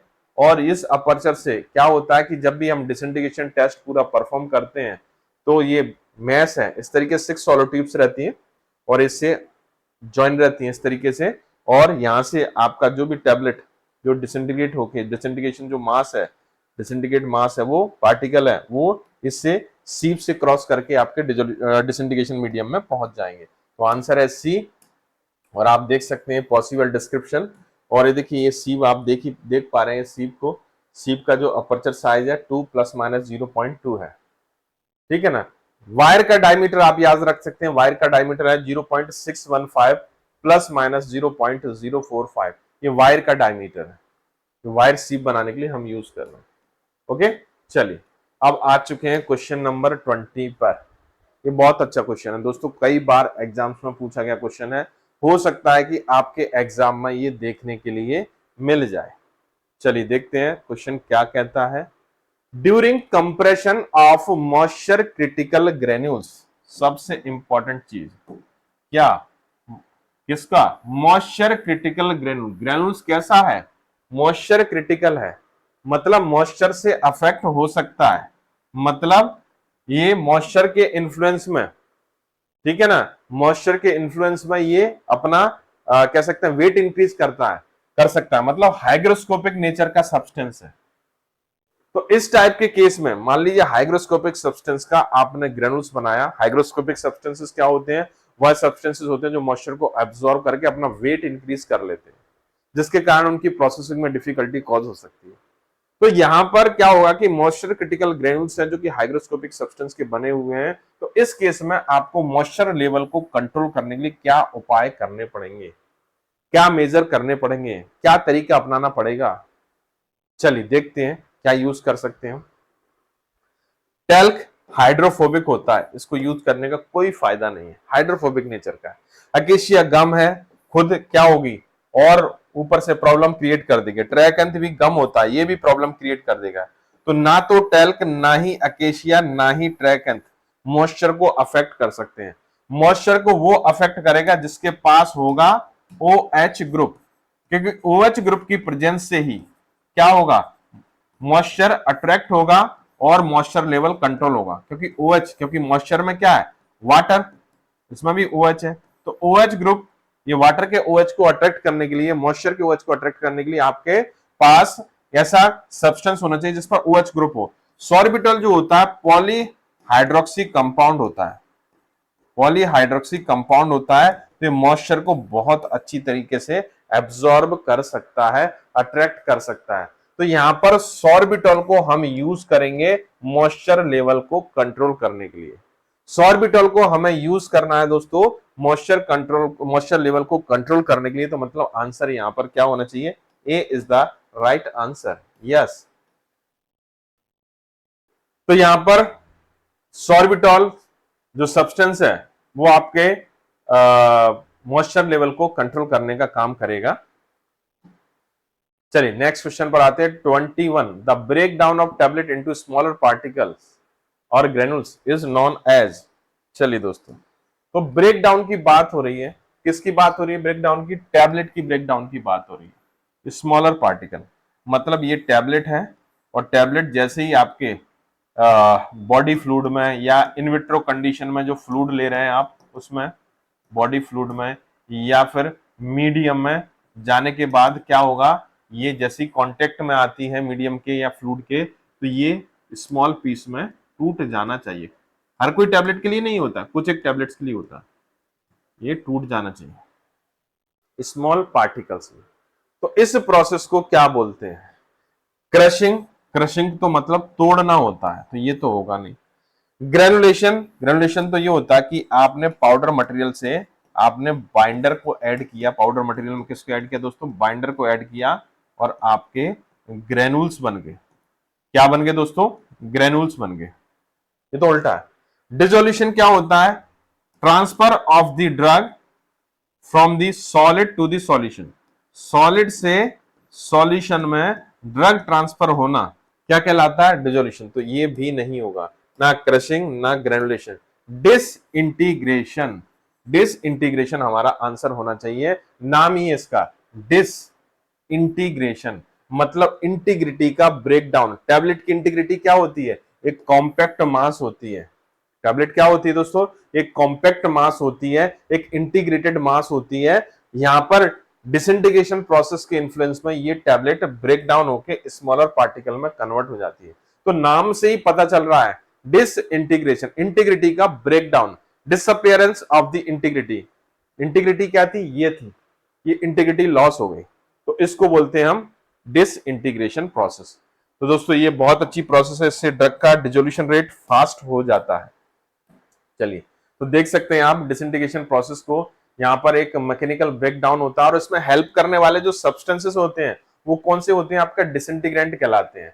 डिसइंटीग्रेंट डिफरेंट टाइप की मैकेनिज्म के थ्रू वर्क करते हैं, कैपिलरी एक्शन के थ्रू, स्वेलिंग एक्शन के थ्रू, और आपका एफर्विसेंट एक्शन के थ्रू, आपका रिकवरी के डिफॉर्मेशन रिकवरी के थ्रू भी वर्क करते हैं। तो इस तरीके से ये क्या करते हैं? टैबलेट को डिसइंटीग्रेट करते हैं। और टैबलेट का डिसइंटीग्रेशन अगर फास्ट होता है, टैबलेट अगर डिसइंटीग्रेट होती है, तो उसका डिसोल्यूशन भी फास्ट होता है, क्योंकि वहां पर सरफेस एरिया इंक्रीज हो जाता है। तो सरफेस एरिया इंक्रीज होने के कारण टैबलेट की जो पार्टिकल है वो ड्रग पार्टिकल, उस टैबलेट पार्टिकल से ड्रग सब्सटेंस बड़ी आसानी से रिलीज हो पाएगा। चलिए दोस्तों नेक्स्ट क्वेश्चन पर आते हैं। Question number 22 shellac is used for the purpose of coating of tablet. चलिए, तो कोटिंग किस पर्पज के लिए हम इसको शेलाक को यूज करते हैं? चलिए देखते हैं दोस्तों। Polishing, film coating, enteric coating, सब कोटिंग। तो दोस्तों शेलाक में आपको बताना चाहूंगा कि दो जगह यूज किया जाता है कोटिंग पर्पज से शेलाक को। एक करते हैं हम सीलिंग में। Ceiling is the part of, अभी कुछ क्वेश्चन पहले देखा था, सीलिंग किसका पार्ट होता है? आपका फिल्म कोटिंग का पार्ट होता है, फर्स्ट स्टेप होती है। तो सीलिंग या वाटर प्रूफिंग के लिए शेलाक यूज करते हैं, या फिर एंटेरिक कोटिंग के लिए। इसके लिए दोस्तों एंटेरिक कोटिंग के लिए आप क्या यूज करते हो? शेलाक यूज करते हो। तो पॉलिशिंग के लिए तो वैक्स यूज किए जाते हैं, फिल्म कोटिंग के लिए पॉलीमर यूज किए जाते हैं, normal polymer, non enteric polymer. सब कोटिंग के लिए आप जो बेसिकली अगर देखें तो गम्स, जिलेटिन, ठीक है ना, इस तरीके के सब्सटेंसेस यूज किया हमें, और सिरप भी यूज करते हैं हम इसके लिए। ओके, तो ये नहीं होगा। तो यहां पर हमारे पास जो आंसर दिख रहा है वो आंसर का एंटेरिक कोटिंग एजेंट। तो शेलाक जो होता है, जीन, शेलाक, कैप, पीवीएपी और यूड्राजिट, एल एंड एस, ये सभी के सभी एंटेरिक पॉलीमर होते हैं। एंटेरिक पॉलीमर क्या होते हैं? वह पॉलीमर होते हैं जो स्मॉल इंटेस्टाइन की पीएच, एल्कलाइन पीएच है, स्मॉल इंटेस्टाइन की कैसी पीएच है? एल्कलाइन पीएच है, बेसिक पीएच है, उस पीएच पर जाकर क्या होते हैं? वो डिसॉल्व होते हैं, इसलिए उनको हम क्या बोलते हैं? एंटेरिक मटेरियल के नाम से जानते हैं। यस, ध्यान दीजिएगा दोस्तों। चलिए आगे बात करते हैं। क्वेश्चन हो गया, इसका आंसर सी है। तो यहाँ पर वाटर सॉल्युबल मटेरियल में आपका देख सकते हैं ये मटेरियल है, पॉलीमर का भी काम करते हैं, कोटिंग सब्सटेंस का भी काम करते हैं। Gelatin, starch, PVAP, carboxy methyl cellulose, hydroxy ethyl cellulose, arabinogalactan, polyvinyl alcohol, poly polyacrylic acid. वहीं वाटर इनसॉल्युबल में ethyl cellulose, polyethylene, polymethacrylate, polyamide, cellulose nitrate, waxes और लिपिड के तौर पर paraffin, carnauba, spermaceti base, wax base और stearic acid. वहीं enteric material के तौर पर आप zein, shellacs, cellulose acetate, phthalate ये सब यूज कर सकते हो। चलिए दोस्तों क्वेश्चन नंबर 23 पर आ चुके हैं। One of the following integrated bridge improve the flow property of granules. चलिए कीवर्ड क्या हमारे पास? Flow property of granules. तो दोस्तों बात होती है फ्लो प्रॉपर्टी की, तो हम यहां पर देखेंगे टैबलेट को बनाने के लिए अलग अलग टाइप के कंपोनेंट यूज किए जाते हैं, जैसे डाइल्यूएंट यूज करते हैं, बाइंडर यूज करते हैं, डिसइंटीग्रेंट भी यूज करते हैं, और मैन्युफैक्चरिंग को ईज करने के लिए, डिफेक्ट से बचाने के लिए आप टैबलेट में क्या ऐड करते हैं? लुब्रिकेंट। बहुत ही लो कंसंट्रेशन में यूज करते हैं लुब्रिकेंट्स। लुब्रिकेंट्स जो होते हैं वो 3 टाइप्स के होते हैं। अगर इसको देखें, इनके मोड ऑफ एक्शन के बेस पर देखें, इनकी वर्किंग साइट को देखें, तो एक होते हैं आपके ग्लाइडेंट, दूसरे होते हैं आपके लुब्रिकेंट्स, और तीसरे होते हैं आपके anti adherent. Glidant, lubricant, anti adherent. तो ग्लाइडेंट क्या होते हैं? वह सब्सटेंसेस होते हैं जो कि क्या करते हैं?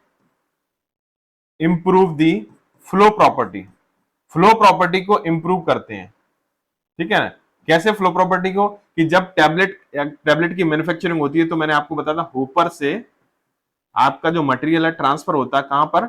डाई में। तो यहां पर पार्टिकल मूव करते हुए जाते हैं ऊपर से डाई की तरफ, तो यहां पर पार्टिकल पार्टिकल के बीच में फ्रिक्शन होता है। तो पार्टिकल पार्टिकल के बीच में फ्रिक्शन को रिड्यूस करते हैं, पार्टिकल पार्टिकल के बीच में फ्रिक्शन को रिड्यूस करके फ्लो प्रॉपर्टी को इंप्रूव कर देते हैं। एक ग्लाइडेंट का काम होता है। लुब्रिकेंट क्या काम करते हैं? कि जब टैबलेट का कंप्रेशन हो रहा होता है, तब डाई कैविटी में, ध्यान दीजिएगा दोस्तों, डाई कैविटी में आपका जो मटेरियल है वो कंप्रेस हो रहा होता है, तो डाई कैविटी में कंप्रेशन के दौरान यहाँ पर फ्रिक्शन हो सकता है। तो ये क्या करते हैं? कंप्रेशन के दौरान फ्रिक्शन को रिड्यूस करते हैं। रिड्यूस द फ्रिक्शन किस किस के बीच? Die wall, friction between die wall and tablet mass, die wall and tablet mass, tablet mass और डाई वॉल के बीच में फ्रिक्शन को कम करते हैं। किसका? लुब्रिकेंट का काम है। तो ग्लाइडेंट का काम क्या है? पार्टिकल पार्टिकल के बीच के फ्रिक्शन को रिड्यूस करना। ठीक है। और उसका है काम, एंटी एडरेंट का काम क्या होता है? देखिए एंटी एडरेंट का काम, देखिए एंटी एडरेंट का काम होता है, अगर बेसिकली देखें तो ये अडरेंस से प्रिवेंट करता है। मतलब जैसे आपने क्या किया, जब टेबलेट मैन्युफैक्चर हो जाती है तो कई बार क्या होता है, टेबलेट में क्या हो जाता है कि कुछ हो सकता है कि मॉइस्चर रह जाए आपकी टेबलेट में, टेबलेट मास में, तो उसके इन्फ्लुएंस में क्या हो सकता है, आपका जो मटेरियल है वो अडेयर हो सकता है। किसके ऊपर अडेयर हो सकता है? पंच फेसेस के ऊपर, डाई वॉल पे। तो अडेरेंस को रोकने के लिए एंटी एडरेंट यूज करते हैं। तो ये लुब्रिकेंट के टाइप हो गए, तीनों मैंने आपको बता दिए। तो इमोलिएंट होगा नहीं आंसर, लुब्रिकेंट होगा नहीं आंसर, सर्फेक्टेंट होगा नहीं आंसर, ग्लाइडेंट। तो ग्लाइडेंट दोस्तों वह सब्सटेंस होता है जो फ्लो प्रॉपर्टी को इंप्रूव कर देता है, फ्लो प्रॉपर्टी को इंप्रूव कर देता है। कैसे कर देता है फ्लो प्रॉपर्टी? पार्टिकल पार्टिकल के बीच के फ्रिक्शन को रिड्यूस करके। चलिए आंसर देख लेते हैं। आंसर है ए, और आप देख सकते हैं यहाँ पर डिफरेंट टाइप के सब्सटेंसेस हैं जो कि आपके टैबलेट के मैन्युफैक्चरिंग के लिए काम कर रहे हैं। Binder, disintegrant, glidant, anti adherent, diluent, lubricant और कलरिंग एजेंट्स। ओके, चलिए दोस्तों बात करते हैं नेक्स्ट क्वेश्चन की। चलिए दोस्तों बात करते हैं क्वेश्चन नंबर 24 के बारे में।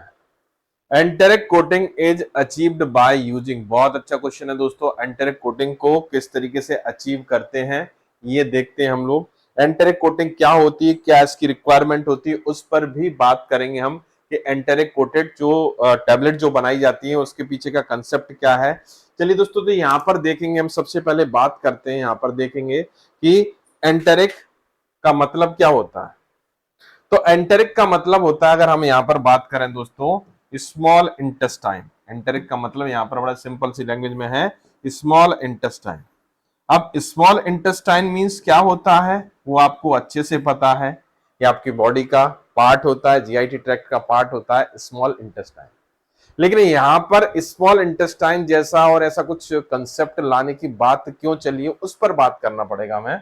तो नॉर्मली केस में क्या होता है कि जब हम टैबलेट प्रिपेयर करते हैं और टैबलेट जब हमारी बॉडी में पहुंचती है इस तरीके से, और सबसे पहले ये आपके स्टमक में पहुंचेगी, और स्टमक में पहुंचने के बाद ये आपका टैबलेट जो है आपका यहाँ पर डिसइंटीग्रेट हो जाएगा, डिसॉल्व हो जाएगा, और ड्रग यहाँ से रिलीज होगा, और ये ड्रग आपका ट्रांसफर होके इस तरफ आएगा स्मॉल इंटेस्टाइन में, और स्मॉल इंटेस्टाइन में आकर ये अब्सॉर्ब हो जाएगा। तो कुल मिला के बात ये है कि हमारा जो नॉर्मल प्रोसेस है उसमें ड्रग जो है हमारी स्मॉल इंटेस्टाइन से पहले ही डिसइंटीग्रेट डिसॉल्व हो रही है, स्मॉल इंटेस्टाइन में पहुंच रहा है केवल ड्रग। लेकिन हमें यहां पर कुछ केसेस, स्पेशल केस ऐसे रहते हैं कि जहां पर हमें क्या है, ड्रग को रोकना है रिलीज से, या ड्रग के रिलीज को रोकना है कहां पर, स्टमक में, स्मॉल इंटेस्टाइन में प्रमोट करना है, तो उसके लिए हमें एंटेरिक कोटिंग अचीव करनी पड़ेगी। सबसे पहले बात यह आती है कि हमें क्यों रोकना है। रोकना हमें इसलिए क्योंकि कुछ ड्रग्स ऐसी होती हैं जो कि स्टमक में डिग्रेड हो जाती हैं, स्टमक पीएच पर खराब हो सकती हैं, स्टमक जो आपका फ्लूइड है उस पर डिस्ट्रॉय हो सकती हैं, स्टमक में गैस्ट्रिक फ्लूइड में खराब हो सकती है। तो इस टाइप की ड्रग को आप स्टमक में उनका रिलीज नहीं ले सकते। कुछ ड्रग्स ऐसी भी होती हैं जो स्टमक की म्यूकोसा को इरिटेट करती हैं, स्टमक को इरिटेट कर सकती है, इसके कारण गैस्ट्रिक पेन हो सकता है, गैस्ट्रिक इरिटेशन हो सकता है, और भी बहुत सारे सर्कमस्टेंसेस हो सकते हैं जो कि हमारे लिए अनकंफर्टेबल रहेंगे। तो इसलिए इस केस में भी हम ड्रग का रिलीज स्मॉल इंटेस्टाइन में प्रेफर करेंगे एज कंपेयर टू स्टमक। तीसरी कंडीशन ये होती है कि मान लीजिए स्मॉल इंटेस्टाइन में कुछ ऐसी कंडीशन है, कुछ ऐसी डिजीज कंडीशन है या लोकल डिजीज है जैसे कि अमीबियासिस, तो वहां पर ही हमें ड्रग के पूरा फोकस करना, ड्रग के रिलीज को वहां पर ही लेकर जाना है। यहां पर लेकर जाने का कोई मतलब, यहां पर ड्रग रिलीज का कोई मतलब नहीं, हमें तो ड्रग रिलीज की कोशिश करनी है कि स्मॉल इंटेस्टाइन में ही हो। तो इन तीन केसेस में जहां पर आपकी ड्रग डिग्रेड हो रही है, जहां पर आपकी ड्रग आपके स्टमक को इरिटेट कर रही है, और जहां पर आपको स्मॉल इंटेस्टाइन की किसी लोकल डिजीज को ट्रीट करना है, तो उस केस में हमें टैबलेट जो है बनाएंगे, कोटिंग टैबलेट बनाएंगे, वो कैसी होगी, आपकी एंटेरिक कोटेड टैबलेट होगी। तो एंटेरिक कोटेड टैबलेट में क्या खास बात होती है, दूसरे टैबलेट के कंपैरिजन में क्या डिफरेंस होता है, उस पर भी जानना हमारे लिए जरूरी है। एंटेरिक कोटेड टैबलेट बनाने के लिए हम लोग एंटेरिक पॉलीमर बनाते हैं, यूज करते हैं। और आपको पता है कि एंटेरिक जो आपका अगर हम बात करें पूरे जीआईटी ट्रैक्ट के बारे में बात करें, तो स्टमक और स्मॉल इंटेस्टाइन दोनों के पीएच में ह्यूज डिफरेंस होता है। स्टमक का पीएच जो होता है आपका कैसा होता है दोस्तों, एसिडिक होता है, हाईली एसिडिक होता है, और आपका स्मॉल इंटेस्टाइन का जो पीएच होता है वो कैसा होता है, आपका स्लाइटली एल्कलाइन होता है, स्लाइटली एल्कलाइन। यस, तो ये बड़ा डिफरेंस हो गया। इसी डिफरेंस को ध्यान में रखते हुए हम एक ऐसा पॉलीमर कोटिंग के लिए यूज करेंगे टैबलेट के लिए जो कि एसिडिक पीएच पर डिसॉल्व नहीं होता हो, जो कि एल्कलाइन या न्यूट्रल पीएच पर डिसॉल्व होता है। तो उसके लिए आप एंटेरिक पॉलीमर यूज करोगे। कौन सा दोस्तों, एंटेरिक पॉलीमर यूज करोगे। तो एंटेरिक पॉलीमर वह पॉलीमर होता है जो कि स्मॉल इंटेस्टाइन पर जाकर, स्मॉल इंटेस्टाइन के पीएच पर जाकर रिलीज करता है। यदि मान लीजिए स्टमक में है तो ये एज सच बना रहेगा, इस पर कोई इंपैक्ट नहीं होगा, लेकिन जैसे ही ये स्मॉल इंटेस्टाइन में पहुंचा तो ये धीरे धीरे करके डिग्रेड होना शुरू हो जाएगा, और फाइनली आपकी टैबलेट एक्सपोज हो जाएगी। यहां पर पहुंचने के बाद टैबलेट आपकी डिसइंटीग्रेट हो जाएगी, डिसॉल्व हो जाएगा, ड्रग रिलीज यहां से होने लगेगा। तो मतलब एक ऐसा पॉलीमर जो कि स्मॉल इंटेस्टाइन की पीएच पर ही अपना डिग्रेडेशन या अपना डिसोल्यूशन शो करता है, वो आपका एंटेरिक पॉलीमर कहलाता है। Enteric polymer basically acidic nature के होते हैं, इसलिए एसिडिक पीएच पर डिसॉल्व नहीं होते, लेकिन जैसे ही बेसिक पीएच आती है ये डिसॉल्व होना शुरू हो जाते हैं। तो यहां पर अगर एग्जांपल्स के बारे में बात करें दोस्तों, तो हाइड्रोक्सी प्रोपाइल मिथाइल सेलुलोज ये नॉन एंटेरिक पॉलीमर होता है। कैसा दोस्तों, non enteric. Carboxy methyl cellulose CMC, ये भी नॉन एंटेरिक होता है। पोविडोन, ठीक है ना, ये भी नॉन एंटेरिक होता है। लेकिन यदि बात करें सेलुलोज एसीटेट थैलेट, इसको शॉर्ट में बोलते हैं कैप, ये क्वेश्चन बहुत पूछा जाता है, ये आपका एंटेरिक पॉलीमर होता है। मतलब एंटेरिक कोटेड टैबलेट बनाने के लिए हम इस पॉलीमर की हेल्प लेते हैं। इसके अलावा zein, shellac, PVAP polyvinyl acetate phthalate, hydroxy propyl methyl cellulose phthalate और यूड्राजिट L&S यूज किए जाते हैं एज अ एंटेरिक मटेरियल। चलिए आंसर है सी हमारे पास। और आप देख सकते हैं टेबल में, आप देख सकते हैं कि कौन कौन से मटेरियल हैं जो कि एंटेरिक में आते हैं। Cellulose acetate phthalate, acrylate polymer, hydroxy propyl methyl cellulose phthalate, polyvinyl acetate, ये सारे के सारे मटेरियल हैं जो आपके किसमें आएंगे, आपके एंटेरिक में आ रहे हैं। यस, चलिए आगे बढ़ चलते हैं, नेक्स्ट क्वेश्चन की तरफ चलते हैं।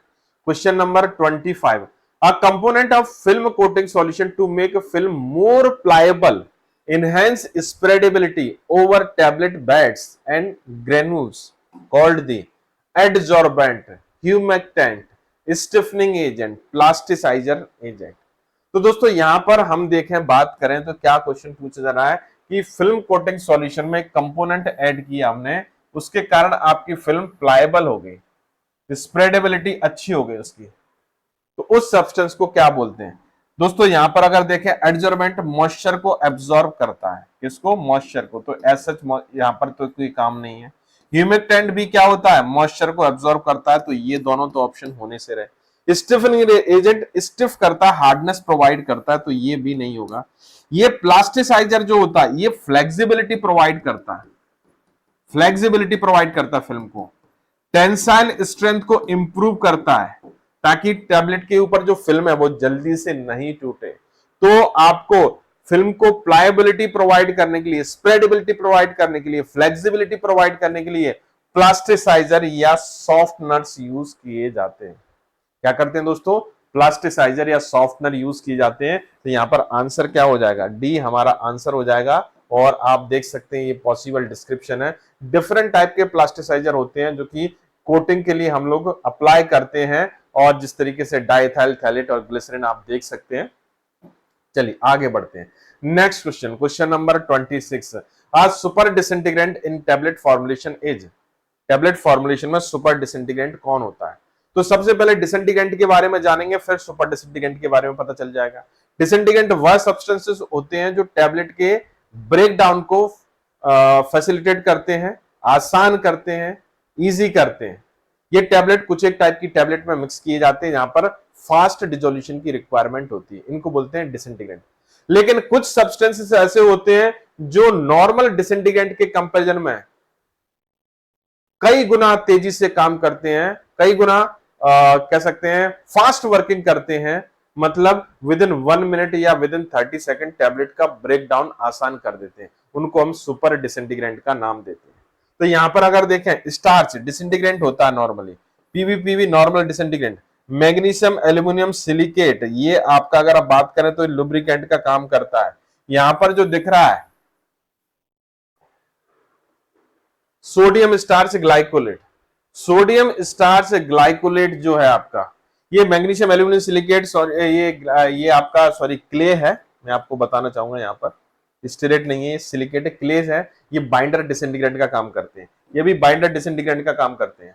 लेकिन सुपर डिसइंटीग्रेंट की बात आती है तो सोडियम स्टार्च ग्लाइकोलेट ये आपका किसका काम करता है, आपका सुपर डिसइंटीग्रेंट का काम करता है। ये क्लेज है, ये गम आपका कार्बाइड डेरिवेटिव, ये पॉलीमर है, ये सब disintegrant super binder disintegrant binder, लेकिन ये सुपर डिसइंटीग्रेंट का काम करता है, टैबलेट के ब्रेकडाउन को आसान कर देता है। A is the right answer. तो आप देख सकते हैं यहाँ पर 3 मेनली आपके सुपर डिसइंटीग्रेंट होते हैं, एक क्रॉस कार्मेलोज, क्रॉस लिंक्ड सेलुलोज, ये विद इन कह सकते हैं कि विद इन 1 मिनट एक्शन करता है। ये नॉर्मल जो डिसइंटीग्रेंट के कंपैरिजन में 4 to 8 टाइम्स जल्दी से स्वेल करता है। ये मार्केट में एक्डाइसोल के नाम से अवेलेबल है। दूसरा अगर देखें cross povidone, cross linked PP, ये पॉलीप्लाज्डोन के नाम से मिलता है। सोडियम स्टार्च ग्लाइकोलेट जो आपका क्रॉस लिंक्ड स्टार्च होता है, ये प्रीमोजेल एक्सप्लोटैब के नाम से मार्केट में मिलेगा और ये सुपर डिसइंटीग्रेंट का काम करता है। चलिए दोस्तों नेक्स्ट क्वेश्चन की तरफ आते हैं। Question number 27, in sugar coating of tablet sub coating is done. Sub coating का काम क्या होता है? To prevent the moisture deposition, to round the edges and build up tablet size, to smoothen the surface, to prevent the tablet from breaking due to vibration. तो दोस्तों यहां पर जो आपकी शुगर कोटिंग जो प्रोसेस होती है, शुगर कोटिंग जो फिनोमेना होती है, कोटिंग का एक टाइप होता है और ये कई लेयर में हम टैबलेट के ऊपर कोट करते हैं। अगर हम बात करें यहाँ पर अगर देखें तो जैसे कि हम बात करें, मान लीजिए आपका टैबलेट है, इस टैबलेट के ऊपर सबसे पहले आप क्या अप्लाई करोगे? इसके ऊपर आप सील कोटिंग अप्लाई करोगे। सील कोटिंग के बाद आप सब कोटिंग, और सब कोटिंग के बाद जो फाइनल स्टेप में जो अप्लाई होगा, सॉरी फाइनल स्टेप तो नहीं आएगा, उससे पहले आपका सीरपिंग होगा और फाइनली जाके आप क्या करोगे? इसमें आप पॉलिशिंग यूज करोगे। क्या यूज करोगे दोस्तों? पॉलिशिंग यूज करोगे। तो यहाँ पर अलग अलग स्टेप्स होती हैं, जिनके थ्रू क्या करते हैं हम फिल्म कोटेड टैबलेट बनाते हैं। तो यदि हम यहाँ पर देखें, सबसे पहले बात करें तो सबसे पहला जो होता है आपकी ये कोर टैबलेट हो गई, इसके ऊपर कोट कर रहे हैं कोर टैबलेट। फिर उसके बाद ये आपका है, आपका सील कोटिंग है, सीलेंट के थ्रू करते हैं। ये आपका नेक्स्ट है सब कोट, और लास्ट इसके बाद है आपका सीरप कोट या सीरपिंग, और लास्ट है आपका पॉलिशिंग। तो यहाँ पर अलग अलग स्टेप्स होती हैं और अलग अलग हर स्टेप का अपना एक इंपॉर्टेंस होता है। तो सबसे पहले बात करें फर्स्ट ऑप्शन को देखें, to prevent the moisture deposition. जो आपकी फर्स्ट स्टेप होती है जिसको हम सीलिंग बोलते हैं, उस सीलिंग के थ्रू हम ये प्रिवेंट कर पाते हैं। क्वेश्चन में सब कोटिंग पूछा है तो आंसर ये नहीं होगा। सीलिंग के थ्रू हम मॉइस्चर डिपोजिशन को रोकते हैं। उसके बाद आता है to smoothen the tablet surface. ये किसका काम होता है? ये सीरपिंग का काम होता है। सीरपिंग स्टेप के थ्रू आप, स्मूथिंग स्टेप के थ्रू आप टैबलेट की सरफेस को स्मूथ करते हैं। To prevent the tablet from the breaking due to vibration, as such कुछ किसी का काम नहीं होता। हाँ, पॉलिशिंग का काम ये रहता है टू प्रोवाइड दी लस्टर, एक चमक प्रोवाइड करते हैं किसको? टैबलेट को। कौन? आपका पॉलिशिंग। लेकिन जो आपका सब कोटिंग का काम होता है, सब कोटिंग का काम होता है टैबलेट के एजेस को राउंड करना और टैबलेट साइज को इंक्रीज कर देना। ये काम होता है, टैबलेट साइज को इंक्रीज करना एक तरीके से एक ड्रॉबैक होता है। लेकिन यदि हम बात करें यहां पर कि मेन जो सब कोटिंग का फंक्शन है तो टैबलेट के एजेस को राउंड करना, क्योंकि जब हम सीलिंग करते हैं तो उस दौरान टैबलेट के जो एजेस रहते हैं, टैबलेट के जो किनारे रहते हैं, इम्परफेक्ट हो जाते हैं। तो उनको राउंड करने के लिए, उनके एजेस को राउंड करने के लिए आप सब कोटिंग यूज करते हो और सब कोटिंग के कारण टैबलेट का वेट इंक्रीज भी हो जाता है। तो दोस्तों यहां पर आंसर हमारा क्या हो जाएगा? B answer is the correct answer. Yes, B is the right answer. Okay, तो आप देख सकते हैं डिफरेंट टाइप की जो आपकी कोटिंग होती है, फिल्म कोटिंग की जो प्रोसेस होती है, स्टेप्स होती हैं। सील कोटिंग, शुगर कोटिंग, सब कोटिंग, स्मूथिंग, ठीक है ना, कलर कोटिंग, आप कलर सॉल्यूशन आप स्मूथिंग में ऐड कर सकते हो, पॉलिशिंग और प्रिंटिंग भी हो सकती है।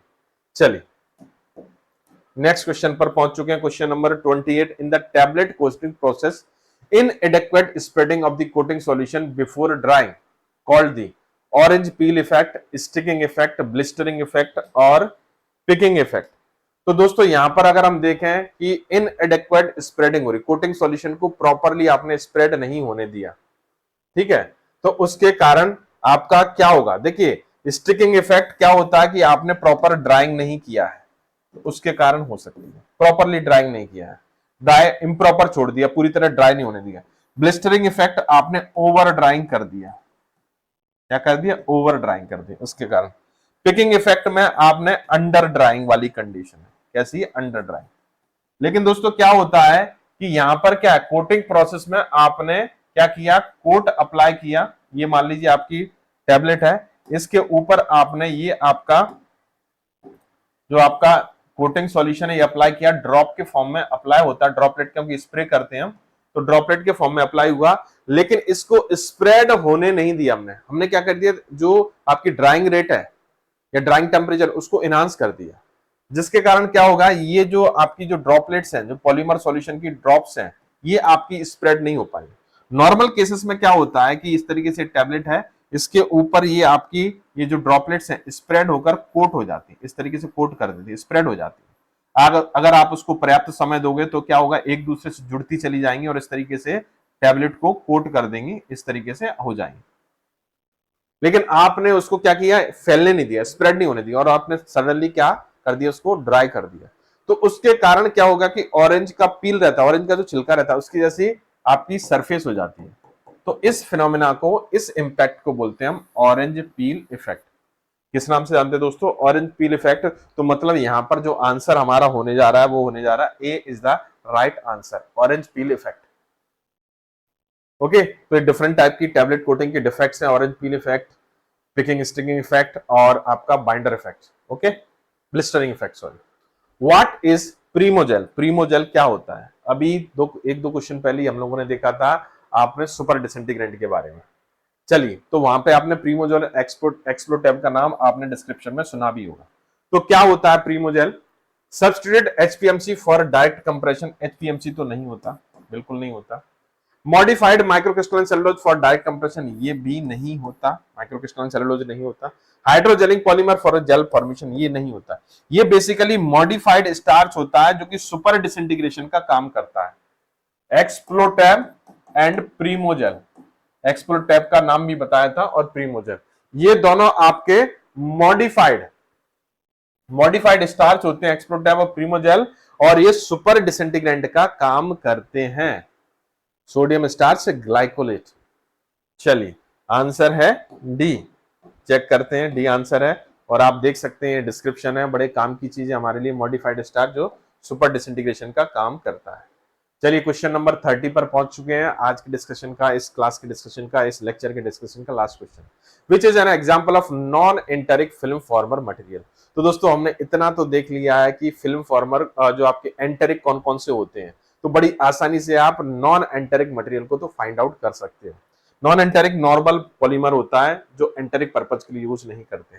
सेलुलोज एसीटेट थैलेट, कैप को अगर देखें तो सेलुलोज एसीटेट थैलेट, ये जो है ये आपका कैसा है, एंटेरिक है, तो ये नहीं होगा, ये नहीं होगा।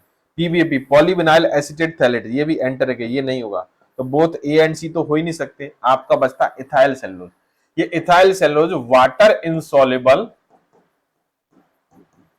नॉन एंटेरिक मटेरियल होता है, water insoluble non enteric material होता है। कौन आपका, कौन सा आपका, इथाइल सेलुलोज। तो आंसर हो जाएगा ए। चलिए, और ये इसका पॉसिबल डिस्क्रिप्शन है, तो आपको याद रखना है दोस्तों, आपको एंटेरिक मटेरियल याद रखना है, नॉन एंटेरिक को याद रखने की जरूरत नहीं है। आपको एंटेरिक अगर पता है तो नॉन एंटेरिक आपको आराम से आंसर मिल जाएगा। Thank you so much.